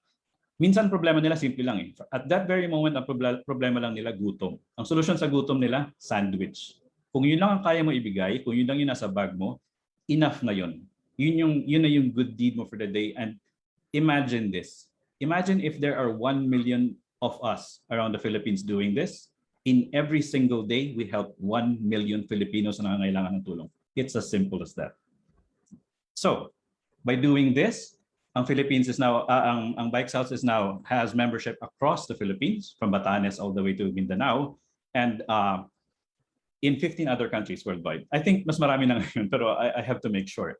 So yes, because medyo may daya yan. So huwag kayo masyadong mabibilib muna. Kasi alam naman natin lahat tayo may kamag-anak ng mga Pilipino sa ibang bansa. So doon nag-umpisa yun. yung mga kamag-anak natin ng mga Pilipino sa US, sa Canada, sa Europe, lahat yan, sumali sila kasi naghahanap sila palagi ng paraan kung paano nila matulungan yung kamag-anak nila kapag may bagyo. Naghahanap sila ng paraan kung paano, alam mo naman malungkot minsan yung mga Pilipino sa abroad dahil trabaho sila ng trabaho pero parang hindi nila nararamdaman kung para saan. So minsan gusto nila, karamihan sa kanila gusto rin mag-give back. Pero gusto nila direct. Hindi yung magbibigay na sila sa malaking charity and then hindi nila masyadong nafe-feel na parang meron silang contribution or participation. Through Bike Scouts, we connect them directly to the people that they support. And then kapag kaya, we even provide them with live streams na habang hinahatid yung thing na dinonate nila doon sa tao na gusto nilang pagbigyan, napapanood nila yun ng live. So, pero lang siguro kung medyo alanganin ng oras sa kanila, so medyo mahirap. Pero yun, if you get the idea, yan ang Bike Scouts. Basically, we solve big and small challenges, local challenges, through global social teamwork. So if there are a lot of us who do this every day, again, malaki yung magiging impact natin as Pilipino. We like to say in the Philippines, in the Bike Scouts, that we put the bayan in bayanihan. And if we do that, if we succeed, for the first time in history, siguro, we can actually export something, a part of Filipino culture to the rest of the world, rather than just adopting yung foreign na mga platforms and other things and then making it a part of our lives and then making it a part of our culture. For a change, tayo naman yung magkaroon ng impact sa ibang bansa beyond Jollibee. So yun. So, what does the community look like? This is a very, very small fraction of the Bike Scouts community kasi hindi ko kaya pagkasyahin and I'm sure mabobore kayo lahat if mapapakita ko sa inyo lahat ng pictures natin. So, ito yung ibang members ng Bike Scouts, ibang partners. And then on the lower left-hand corner, we're very, very proud of this. And I'm not sure if we're correct in assuming this, pero Bike Scouts is one of the very few na bicycle-focused organizations na meron kaming fully integrated and in a leadership position na LGBTQ cycling team. Yung LGBTQ cycling team ng Bike Scouts, sila yung part ng leadership na gumawa ng trabaho para maging posible yung province-wide adoption ng bicycle mobility policy sa Eastern Samar Province. And I think that's the first time that's happened in the Philippines na nagkaroon ng full province-wide adoption. And I don't just mean an ordinance on the provincial level, but in every town, in every city, and even in every village in Eastern Samar. And you can go there and you can check it for yourself. Don't take my word for it. You can get in touch with them to the Bike Scouts Facebook group if you want. So yun. So and one thing that I also want to sort of like share with you because we're very proud of it. As of now, half of the Bike Scouts leadership are women. And we're looking for more women who want to take a leadership role in the Bike Scouts and in the projects that we do. We're doing this very, very actively. We're partnered with Bike Scout, with Facebook actually right now. We're part of the 2021 Facebook Community Accelerator Program, and part of our work with them is to find more women who want to take leadership roles para magkaroon ng mas malaking representation ng women sa cycling. Kasi sobrang hirap. 14% ang membership namin, in spite of yung lahat ng motivation, in spite of lahat ng campaigns namin to have more women in the community, we're still down at 14%. And that's very, very sad in 2021. That should not be happening. At the same time, also with the LGBTQ community. I'm not sure if this happens in other communities on Facebook, pero sa Bike South, sadly, na-notice namin sa insights namin na marami kaming members na LGBTQ community, pero sobrang konti, like less than 1% of them indicate that on their sexual orientation or preference. They don't. Nobody actually says that. It's either just male or female. So I think that's a very big thing. That's a big statement that people have to make. They have to sort of like own it. Of course, they already know. I don't have to teach them this. I'm the least knowledgeable about this, but for public information lang. If you are a member of the LGBTQ community, check your Facebook and please. If there's a way for you to do it, just indicate that because we're trying to get the numbers up. So every day we see a lot of stories in the Bike Scouts community about the impact of yung social teamwork, yung community working together to do good. And one of those stories that I want to share with you today is the story of an old man named Tatay Tonyo. Tatay Tonyo used to be a pedicab driver in Giwan, in the southernmost tip of Eastern Samar. And during the pandemic in 2020, he lost yung pedicab niya, and then dahil hindi niya na ma-afford to maintain it, and then medyo nahirapan sila sa buhay ng kanyang wife, So they ended up living in a makeshift shelter that's not even a house. If you see the picture on the upper left corner of the image, yan yung pinag-stayhan nila before. And so, fortunately, mayroong isang bike scout na babae, nasalubong niya si Tatay Onyo, tapos nalaman niya yung nangyayari nga kay Tatay Onyo. Tapos sabi niya, sige, ipopost ko to sa bike scouts, maghahanap tayo ng suporta para baka makatulong kami sa'yo ng konti. And after posting that, they were able to build Tatay Onyo an entire house. They were able to deliver groceries to last for a long time. And they were also able to connect si Tatay Onyo and his wife to their son na stranded sa another island in the Visayas, hindi rin makauwi because of the pandemic and because wala rin siyang pera. So all of these things happened, yung help, yung support that they needed to build the house and do all of these things. They managed to do all of this within the Bike Scouts community in 10 minutes. So yun yung impact of people working as a community, helping other people with whatever it is that they can. So this is another thing, and I'm coming to the end of my presentation. I hope hindi kayo nabobore. Yung mga pictures na to was shot during yung Typhoon Chantu, Typhoon Kiko, local name in the Philippines. This is in Batanes.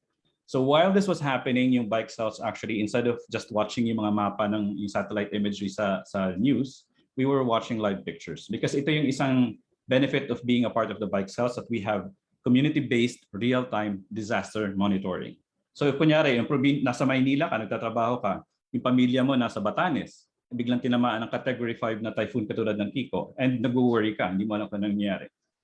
Through the bike scouts community, through social teamwork, we're able to do this. We're able to have verifiable real-time na disaster monitoring and reporting. And not only that, kung kapitbahay ng bike scouts member yung parents mo or kamag-anak mo or kaibigan mo sa Batanes na gusto mong i-check kung okay lang sila, you can request that. And they would actually walk next door and check on your relatives.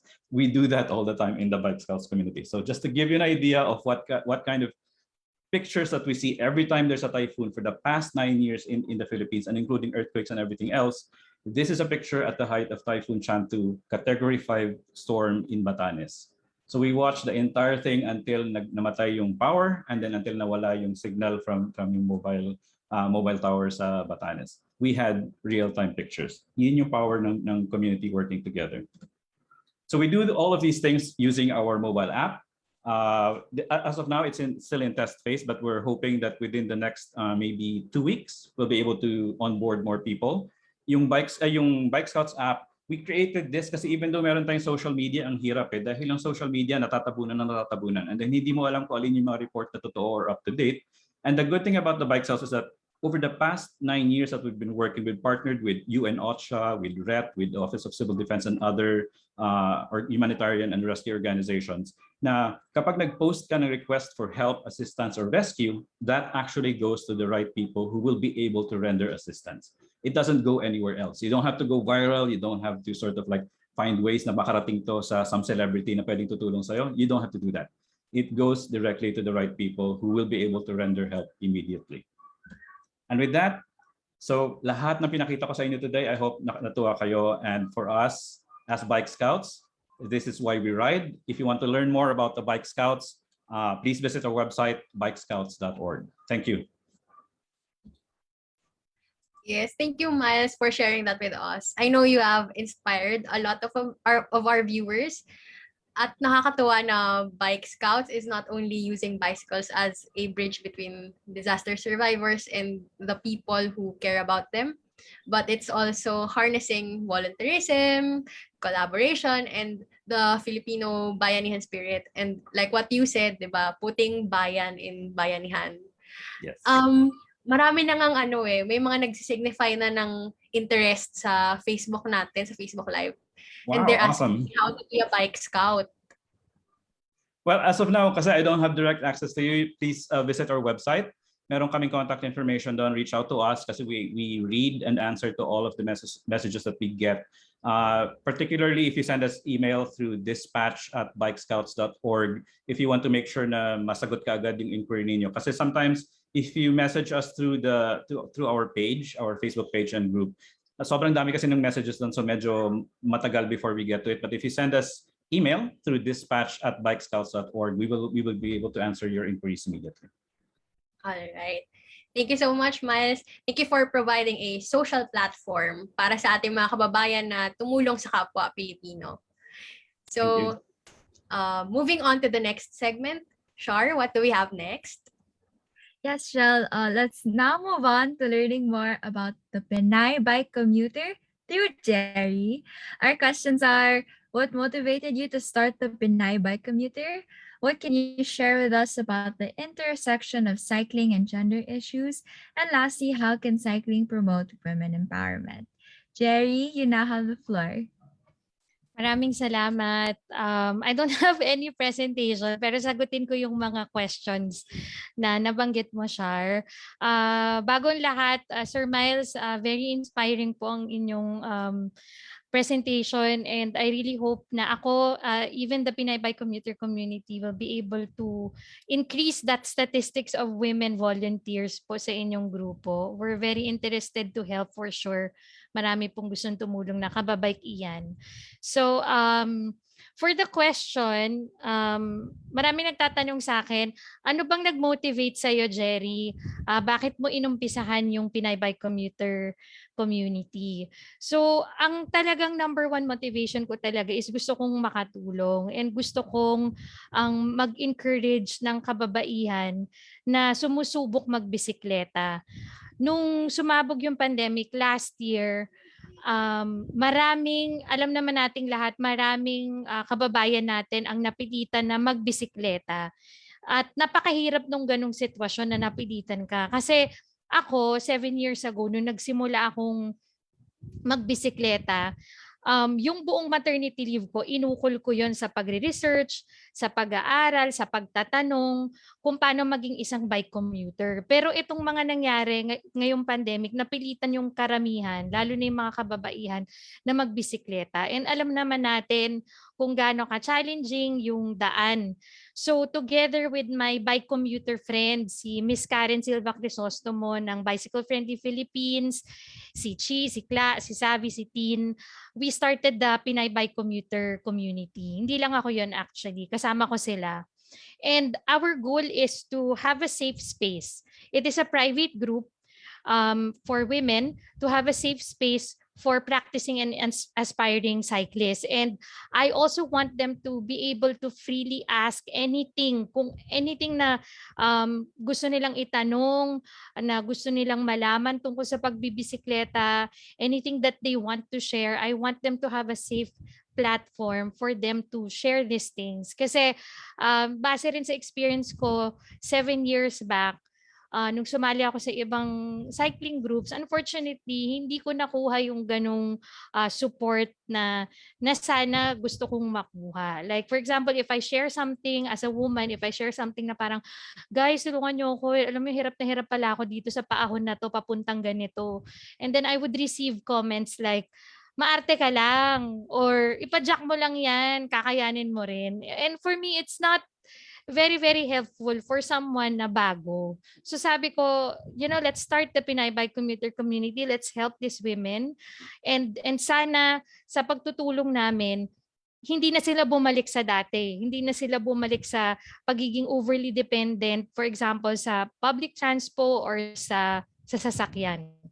Kasi alam naman natin, napakamahal nun. So, second question, ano yung relationship between cycling and gender? So, biking has always been a gendered activity. Ba't ko sinabing gendered? Kasi it has always been biased on one particular gender. For so many years, kahit before pa the pandemic, okay, yung mga statistics na lumalabas, laging makikita natin na mas maraming kalalakihan ang nagbibisikleta kaysa sa kababaihan. Sinabi nga ni Sir Myles kanina, ang baba ng volunteers na babae sa Bike Scouts. And hindi lang yun nangyayari sa Pilipinas. Nangyayari yun all over the world.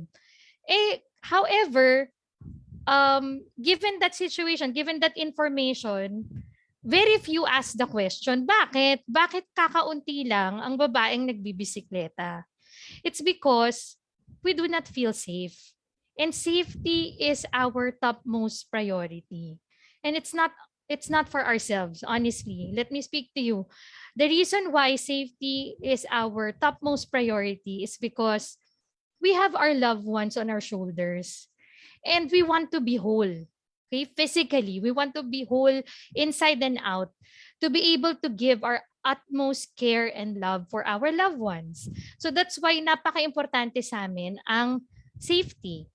So we need a safe bicycle infrastructure that has us in mind front and center. Yung iniisip kami pag ginagawa ang isang plano ng isang bike infrastructure, iniisip ang kababaihan. Isama ko na rin ang mga vulnerable groups gaya ng elderly, pregnant women, women with small children, PWDs, and even sometimes i-take in consideration din natin yung mga indigenous peoples. I'm asking and I am pleading that you need to include us women in the conversation para malaman natin ano ba ang pwedeng makapag-motivate kay lola, kay nanay, kay tita, kay ate para makapag-bisikleta kasi napaka-importante yun. So, third question that was given to me, sabi dito, why should women ride bikes? Siyempre, of course, bakit hindi? 'Di ba? Yun ang tanong. Bakit hindi? Ba't hindi pwedeng magbisikleta ang isang kababaihan? The reason why bakit kailangan magbisikleta ang isang babae, it's because it will help women do more and be more. So aside from the very obvious health benefits, alam naman nating lahat yan na mag-i-improve talaga ang health mo kapag nagbibisikleta ka. Biking will also help lessen the symptoms of other female conditions such as menstrual periods, going through pregnancy, childbirth, and even menopause. And second, why should women ride their bikes? Because it's for the good of everyone. Bakit? Because biking saves time and money. Women, we are often the caregivers and we make more short trips than men. In urban areas gaya ng Metro Manila, bicycling can enable these short trips to be made more quickly and easily through biking. It is easier to move around. Hindi ka na kailangan maghanap ng parking, mag-isip pa ng babayaran mong parking fee. Pag nagbisikleta ka, madali kang maka-move around, lalo na traffic ngayon sa Metro Manila, sa ibang parte ng Pilipinas, madali kang makasingit, madali kang makagalaw. Okay? And with the money, bakit ko sinabing time and money? And with the money that we save from parking fees, from vehicle maintenance, from medicines due to sickness and hospitalization, we are able to invest it back on our loved ones, on ourselves, spending more on the basic needs, which will improve the quality of life for everyone, hindi lang sa amin. So yes, it is very, very important for women to ride their bicycles. And then lastly, last question, how can cycling promote women empowerment? Okay? Women empowerment is very important to me. Sabi sa World Bicycle Relief, sabi dito, sa mga developing countries daw, women and girls, they face cultural obstacles that limit their access to quality education, well-paid employment, quality reproductive health care, and property rights.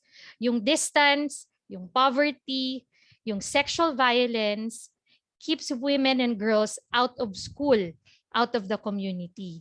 Pero dahil sa bisikleta, women and girls are able to confront these obstacles. Okay, these are the obstacles that we face. And I need you to know that ito yung mga pinagdadaanan ng kababaihan. And because of the bicycle, we are empowered to unlock these potentials. Meaning, magkakaroon kami ng mas maraming time and energy to focus on other important things such as education. Okay? More safety and confidence to be able to go to school or anywhere. Okay? With a bicycle, we have choice and privacy whenever we want to access healthcare. And also, we will have greater earning potential kasi pwedeng makapag-business ang isang kababaihan gamit ang bisikleta. And also, improve standing in the household. So, nagpapasalamat kami sa bisikleta kasi women are able to travel further and faster with independence. Napaka-importante nun kasi hindi na namin kailangan ng tulong ng aming tatay para ipag-drive kami or ng aming kapatid. With the bicycle, we are able to travel further and faster with independence. And ngayon, it is a symbol of freedom and adventure. Kung saan-saan na nakakarating ang kababaihan gamit ang bisikleta. And whenever we embrace that joy, that feeling of freedom, napaka-importante kasi yun to have a break sa aming trabaho, sa aming gawaing bahay. Yung mga ilang oras na pagpepedal, napakalaking impact nun sa health, sa mental health ng isang kababaihan. A number of women cyclists in the Pinay bike commuter community is steadily increasing. Bakit ko nasasabi yun? Kasi nagsimula kami last year, ngayon nasa 4,400 members na kami. And napakadaming kwento sa loob ng community.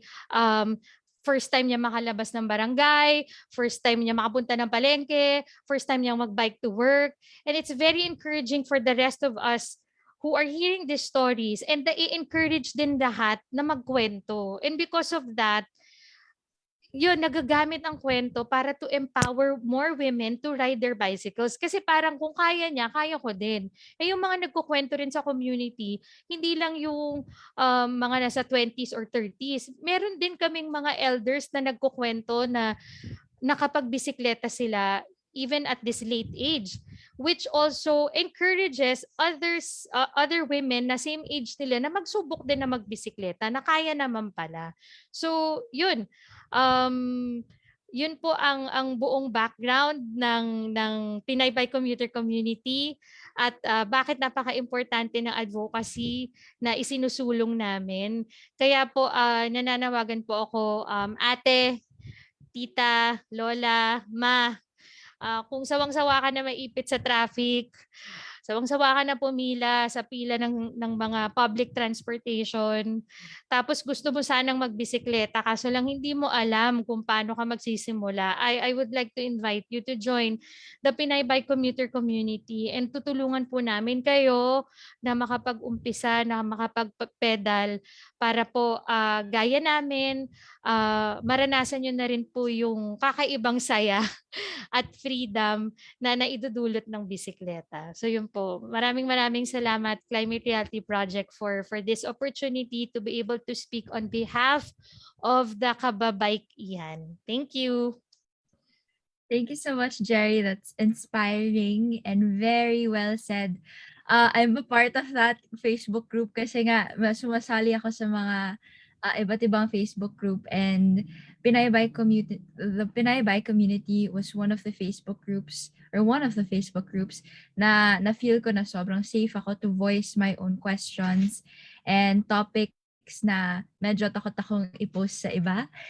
And also nakikita ko talaga yung mga ibang mga posts na just reached 100 kilometers. Tapos nai-inspire ako kahit 3 kilometers na yung kaya ko. Sige, magbabike pa rin ako.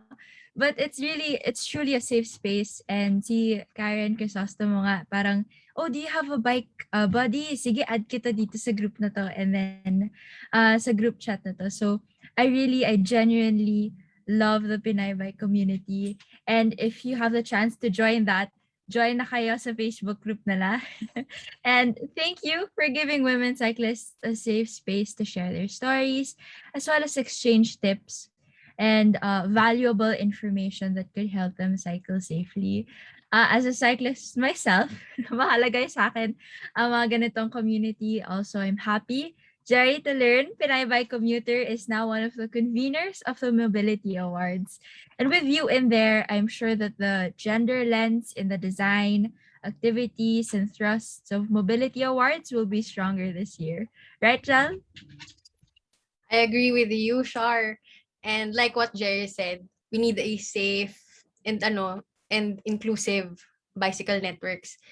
So we need to reflect, who are we including in our conversations, or like what Ira pointed out earlier in the consultations being made. So before we proceed, let's go to the Facebook live, and siguro shout out to the following people. Si James Jaime watching from Bicol, hello. And Mark Jumasel Alaisa watching from Bulacan. Mark Lawrence Articuna watching from Negros Occidental. Pia Angela Labrador watching from Quezon City. Alaisa May Tanioan watching from Calibo Aklan. Annabel F. Yordan watching from Batolete. And watching live from Marawi City. Aga Khan S. Ampuan. And Jonel G. Asombrado watching from Baybay City, Leyte. Hello sa inyo. So from cycling and women empowerment, we will now go to cycling and heritage conservation.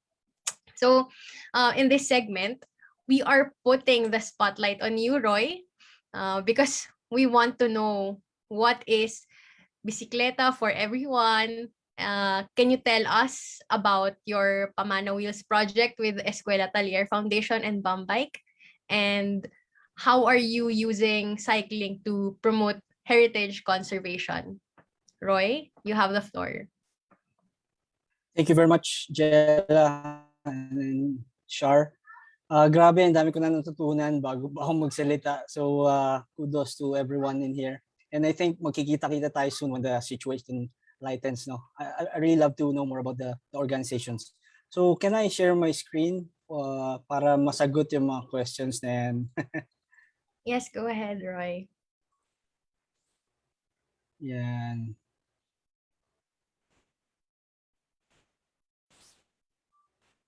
Okay, so okay naman yung screen of the PowerPoint presentation. Okay, so before we start, I'm Roy Maceda, the founder of Beseekleta for Everyone. So this is a baby project. Sobrang bago pa lang kami. We just started last year, last June, when the pandemic hits us nung March. So nasimulan to dahil wala akong trabaho, so I have more time to think. And before kasi mag-start tong project na to, I'm also active on supporting different organizations. Actually, I'm the PRO of the Wilderness Search and Rescue Philippines and React Ready Philippines. Kaya nakaka-relate ako kay Sir Myles dahil sa mga disaster response na ginagawa niya, Sir Myles. So, we, Beseekleta for Everyone, are providing free bicycles sa ating marginalized o yung mga kababayan natin na nangangailangan ng bisikleta na walang pambili, walang kakayahan bumili, or hindi yun ang priority nila. Dahil nga mas importanteng makabili ng pagkain para sa pamilya nila. So the four major colors ng aming organization is yellow or golden yellow, serve for sustainability, because hindi kami bumibili ng mga bagong bisikleta. Instead, we're getting donations from old or unused bike parts na gamit na or pwede pang gamitin at binubuo namin yun into a whole new functional bike. I'll talk more about that later. And then red for empathy. Kasi alam naman natin, bago pa ang pandemic, hirap na ang mga tao sa transportation, hirap na ang mga tao sa paglalakad, sa pagtatrabaho. So kailangan natin makiisa sa nararamdaman nila para alam natin kung paano tumulong. And of course, hope na despite what is happening right now, andito pa rin tayong mga organization na to na handang tumulong sa mga taong nangangailangan. So our mission is to provide bicycles to marginalized healthcare and heritage sector that has limited access to cheap bicycles, educate bikers on road safety and awareness to improve road development and sustainability. And our vision is to help reduce the congestion in the metro through continuous advocacy of active mobility in the coming years. So I hope makatulong namin kayo sa advocacy na ito. So ganito yung ginagawa namin. We post on social media that we need bike parts, hindi bago, even used, even yung mga pinagpalitan. Kasi I myself, I'm a triathlete, so active ako sa sports. Alam ko na there will come a time na papalitan natin yung mga bike parts na available. So I think sa dami ng followers ng mga ibang organization dito, meron kayong sobrang bike parts dyan that you can donate to our project. At mas malaki at mas marami tayong matutulungan with that bike parts. No? So hindi naman lahat kino-collect namin because for some safety reasons. Number one, yung mga brake pads, hindi namin siya kinukuha pag pudpud na or hindi na ginagamit. So we're buying another set of brake pads, yung mga tires natin, yung mga brake levers, just to be sure, kasi baka bibigyan nga natin sila but we're putting them in danger. So kasama yun sa programa ng Beseekleta for Everyone. So these are some of the parts and gears that were donated to us. This is my wife. So isa siya sa mga katulong namin dito sa project, and also our tito was in UAE. Kung hindi naman dahil sa kanya, hindi dahil sa pumayag, hindi naman matutuloy itong project na to. So this 34 helmets was donated to us by Sir Romeo Puncia, isa siyang Ultraman finisher from UAE. So maraming salamat Kuya Romeo for that. Some other bike parts that I've donated. And then after namin mag-collect yung mga bike parts and we're sorting them out, sasama-sama namin yung mga fit na bike parts into some bikes, no? And then these are our volunteers, my friends, my tito, no, na nagre-refurbish, nagpe-paint, nag-tune up, nagtatanggal ng kalawang, nagbobomba and all. So lahat yan or all our volunteers. From there, pinoprovide namin siya sa recipients natin for free. So as Geri mentioned, no, magandang encouragement to let the women ride bicycles going to work, no. Meron tayong mga street sweeper and the healthcare workers na provide na ng bicycle to support them on going to their work, no.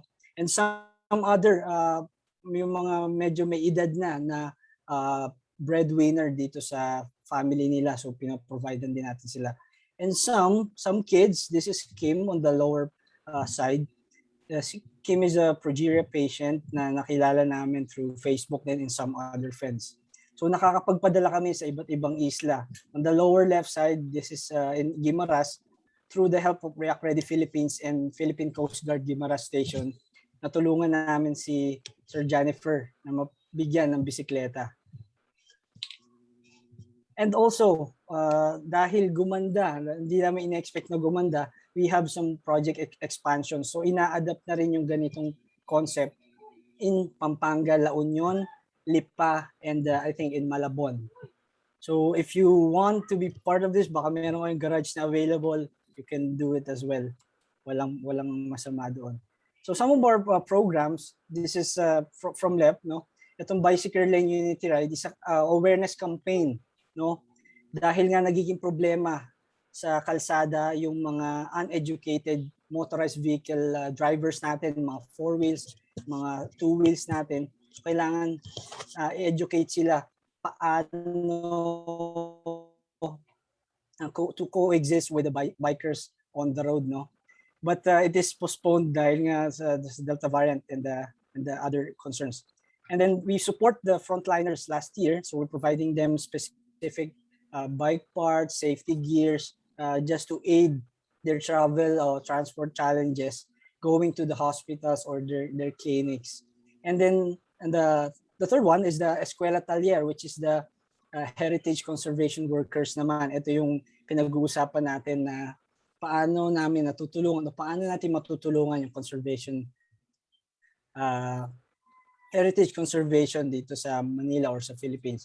So we partner with Escuela Taller de Filipinas Foundation to help their workers, no? Kasi sila yung nagpe-preserve ng ating heritage sites, yung mga old churches, old houses, some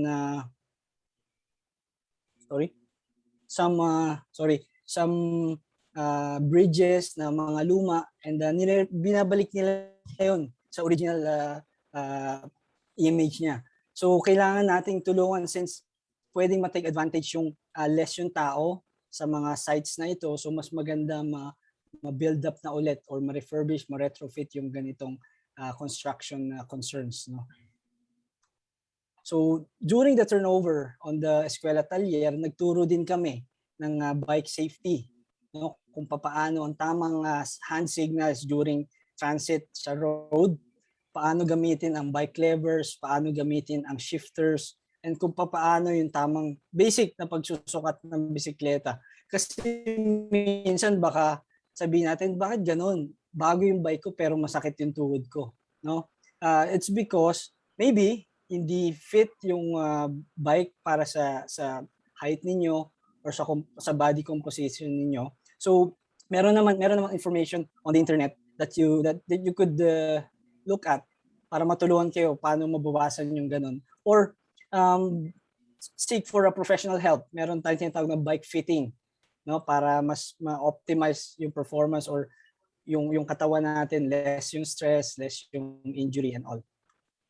We also provided this is the bike emergency bike repair station with my group React Ready Philippines through Sir Martin Aguda. We're donating repair stations along EDSA kasi alam naman natin sa EDSA may isa sa pinakamaraming mga siklista dumadaan. So kailangan natin silang tulungan with also the help of MMDA through Colonel Bong Nebria. Nag-provide tayo ng mga ilan bike repair station, and in the coming months, I hope na makagawa pa tayo nito. And another thing na nakarelate ako kay Sir Myles earlier, we also provided some support dun sa typhoon victims ni Ulysses and Typhoon Rolly. It's called Project Ahon. One of our volunteers nag-come up sila ng subgroup to help this typhoon victim. So hindi lang bisikleta kundi yung mga tao rin na nangangailangan at this time. Natulungan natin last year. Masaya kami dahil nakapag-provide pa tayo sa mas wider na community. So kung hindi sapat ang oras ko to explain our story, meron kaming counting features sa Front Row GMA at sa iba pang mga media in Facebook na pwede ninyong tignan at tignan nyo rin kung makakasali kayo, gusto nyo sumali, gusto nyo tumulong. We have a Facebook group. It's called Beseekleta for Everyone. Makikita nyo yan, dyan lang. And this one naman is, sabi nga namin, Beseekleta for Everyone. For everyone, sa lahat. So last June, we have conducted this Padya Kalikasan 2021. This is to support the 2 species of the Philippine crocodile in the Philippines. In partnership with the Crocodilus Porosus Philippines and Welcome Depot, gumawa kami ng isang virtual bike event since hindi nga tayo makalabas. Hindi tayo pwedeng magsama-sama, hindi tayo pwedeng mag-ride ng isang grupo. So we come up with a virtual bike event na pwedeng mag-isa ka lang anytime, anywhere, gaano kahaba yung gusto mo. Basta you reach the specific goal na pinili mo.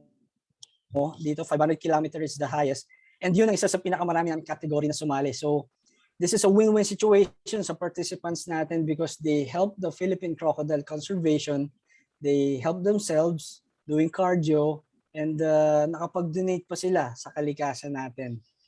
So to plug na rin ang iba pang projects. So ito pala yung more photos. So this is a 5 inches medal which is made from lava rock coming from Bicol. Dahil nga for sustainability kami, so we use sustainable material for that. And yeah, I hope you can join in on this cause kasi we're funding this some organizations para ma-support yung conservation. So pa-plug ko na rin, we will be having in November 16th to December 16th. It's called One Ride, One Pawikan. This time naman, we will be supporting the Olive Ridley Sea Turtle in Cavite. Meron siyang hatching facility in Naik, in Barangay Labak specifically, in partnership with One Pawikan Initiative and Isa sa Kalikasan. So again, Beseekleta for Everyone is for everyone that is a living thing, no? Hanggat kaya naming tulungan, tutulungan namin. Hanggat nandyan yung mga taong gustong tumulong, we're also here.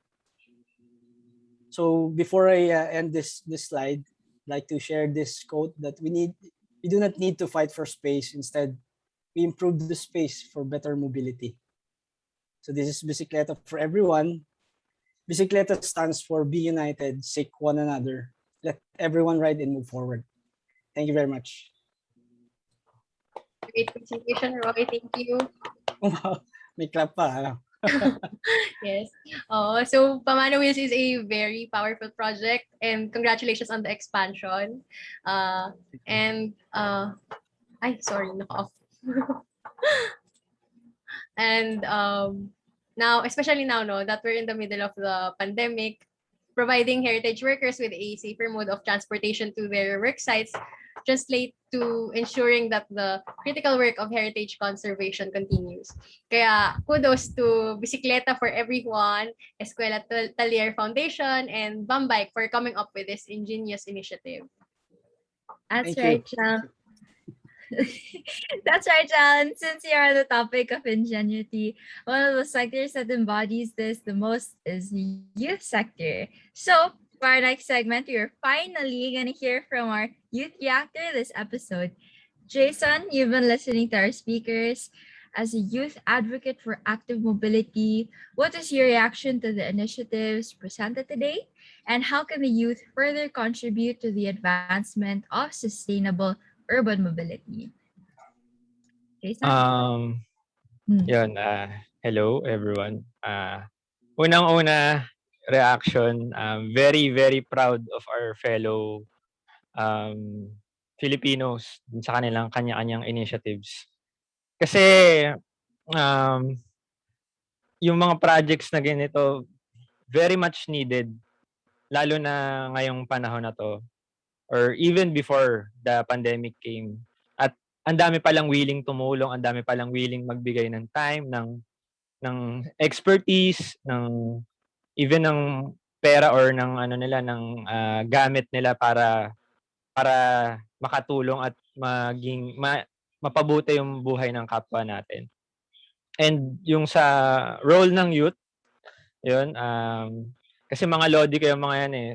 Sumasali rin ako dun sa mga FB groups na yan. Lalo na yung kay Ira, yung sa How's Your Biyahe Best. Una-una, usap-usap lang kami. Ngayon, kasali na ako dun sa AltMob. Yun nga, kanina nagpunta ako ng Pasig River. Sumakay ako ng ferry. Yun, ang role ng youth, bukod sa maging boses, maging instrumento ng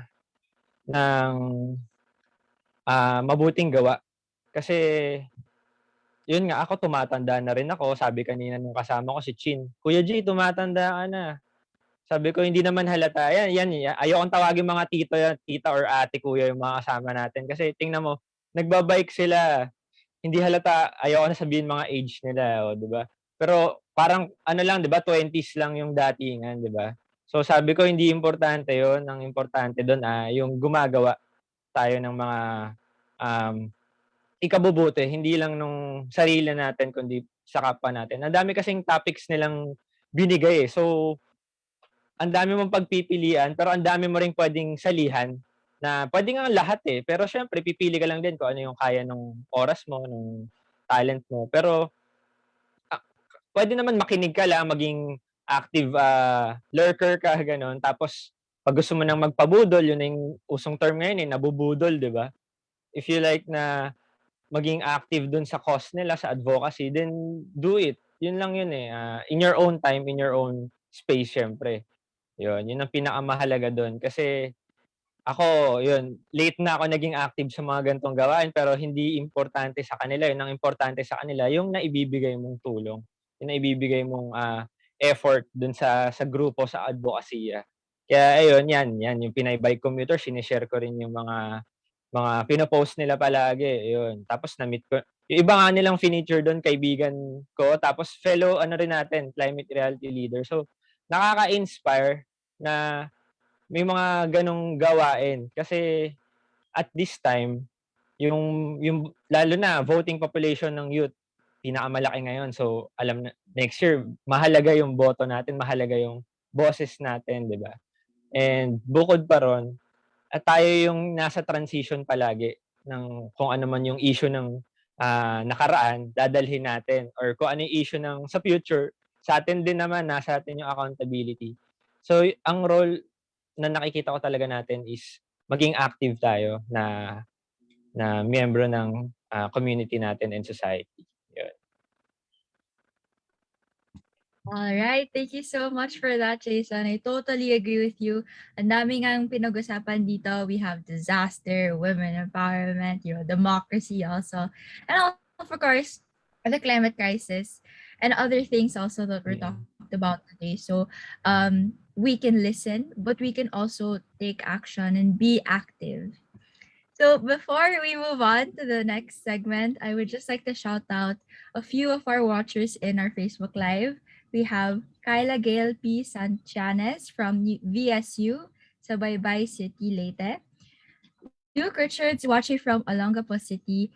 Nova Tamayo Tayong watching from Cebu City. Manasa T. Salvador is watching from Aklan State University, New Washington Campus. New Washington, Aklan. Nancy May Batyon Omandam from Siquijor Province. Ramelin Garbon from Manila, Philippines.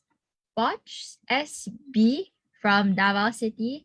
Renya Nokrima from Makati.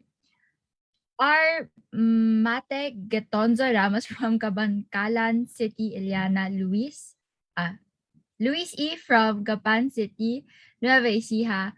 Gomer T. Villanueva from Coronadal City, South Cotabato. So thank you so much again for tuning into our Facebook Live. And unfortunately, that's all the time we have for today. On this note, we would like to round up our speakers for one last round. Yes, Shar. So as a closing message, may we ask all of our speakers to answer our parting question. Why is citizen engagement critical to developing sustainable and inclusive transport? Maybe we can start with Ira. Hi, thank you. Well, first of all, it's their job.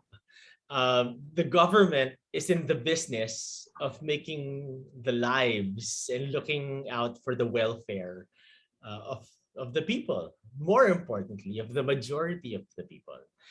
And you can only do that if you understand the needs of the people. And there's no way for you to understand that if you don't experience firsthand what they're doing and how they're getting by during their day. And if you don't talk to them, think of cities or countries as products. When you go to a store and you don't like a product because it doesn't respond to your needs, you don't buy it.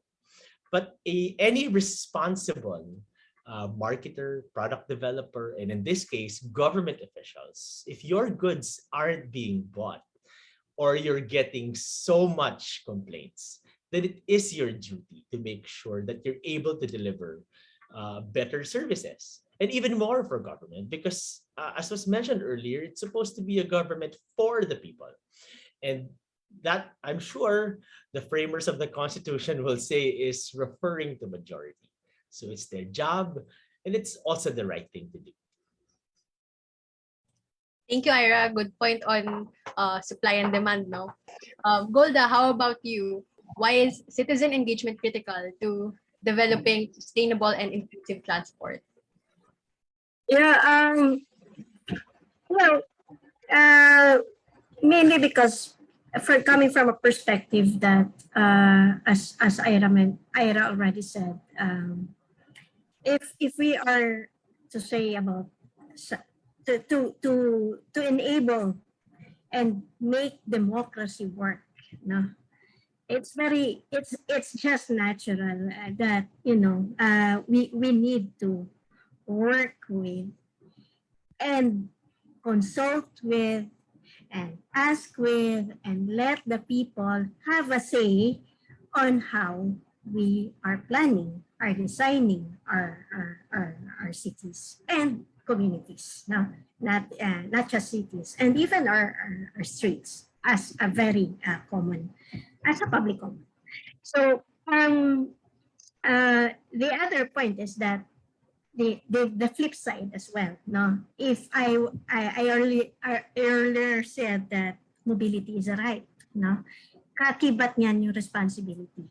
No, so and being a citizen, we have that responsibility to tell our governments and to tell our duty bearers kasi pero din naman natin yan, no? whatever projects, whatever plan, whatever, we are spending that.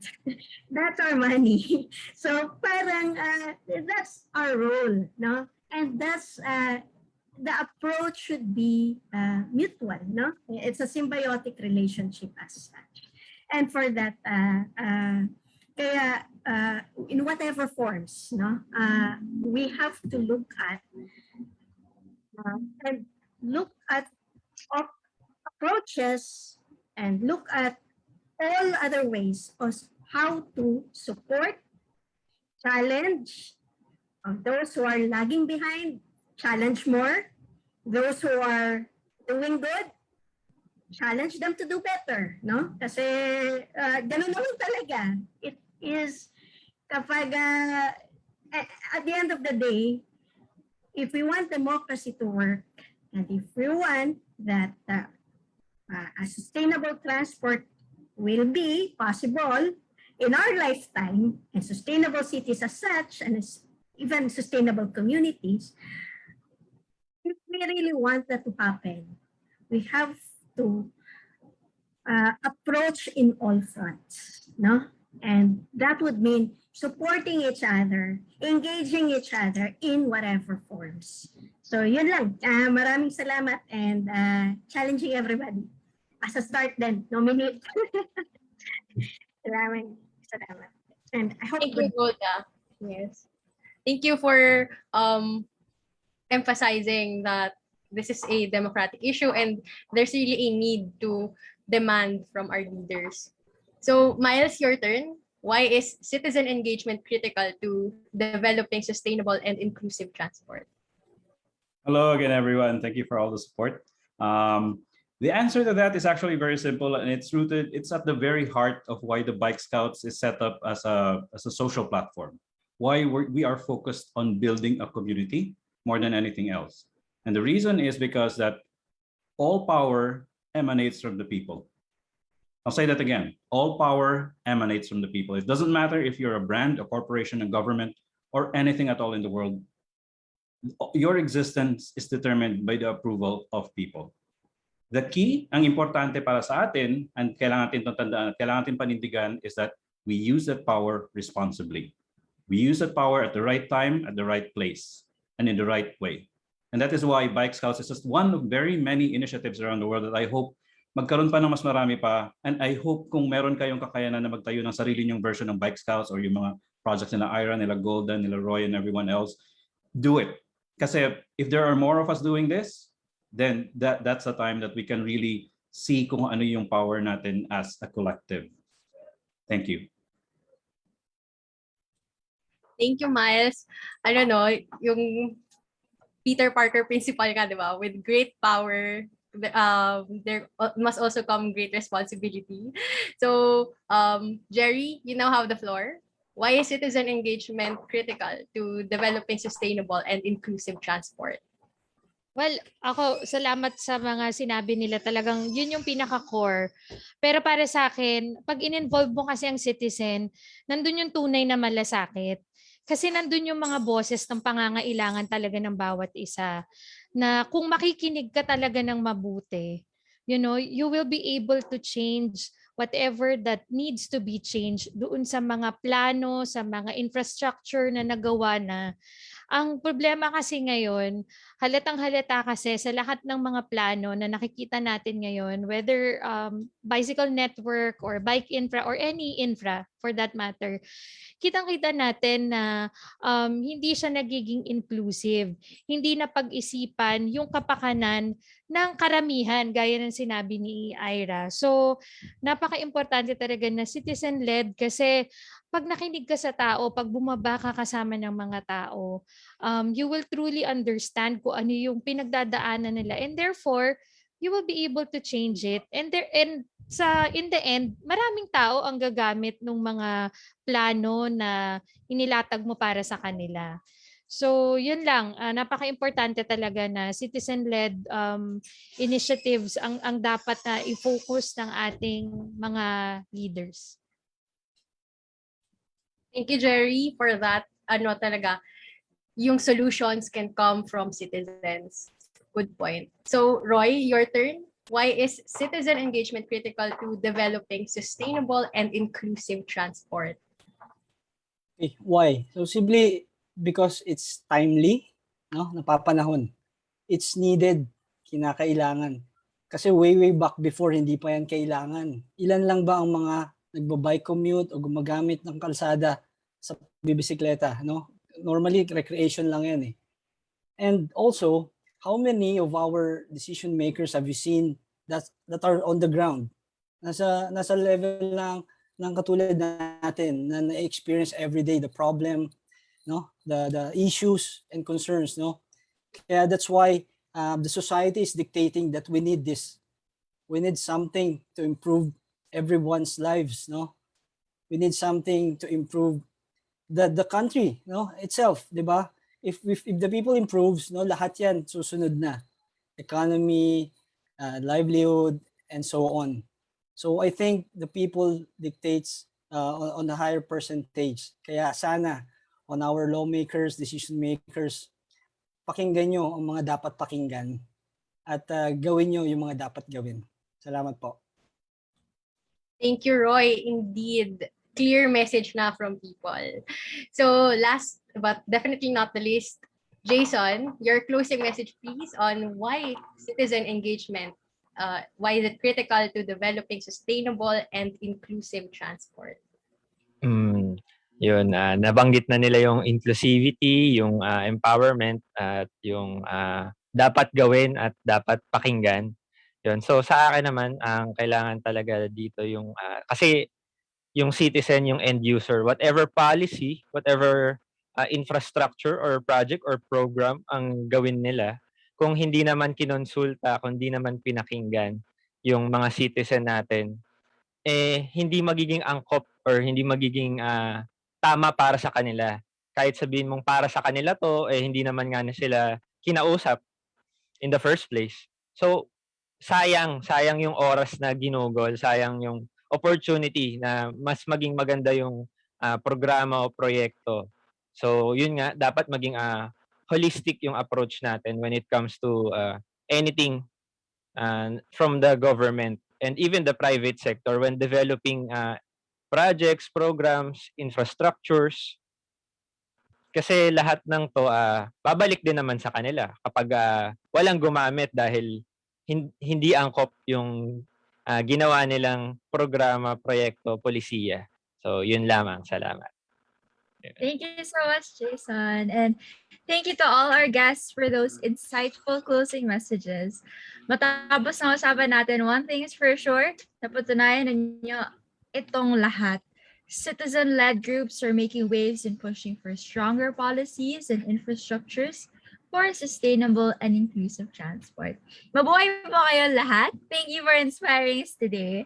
And we hope this episode will lead to more collaborative efforts among us in civil society, because the more we collaborate, the faster we will get to where we want to be. And that is a transport system that is efficient, sustainable, inclusive, and optimal for the majority of the Filipino people. Indeed, Char. And before we end, nais rin po namin magpasalamat sa ating mga viewers sa Facebook.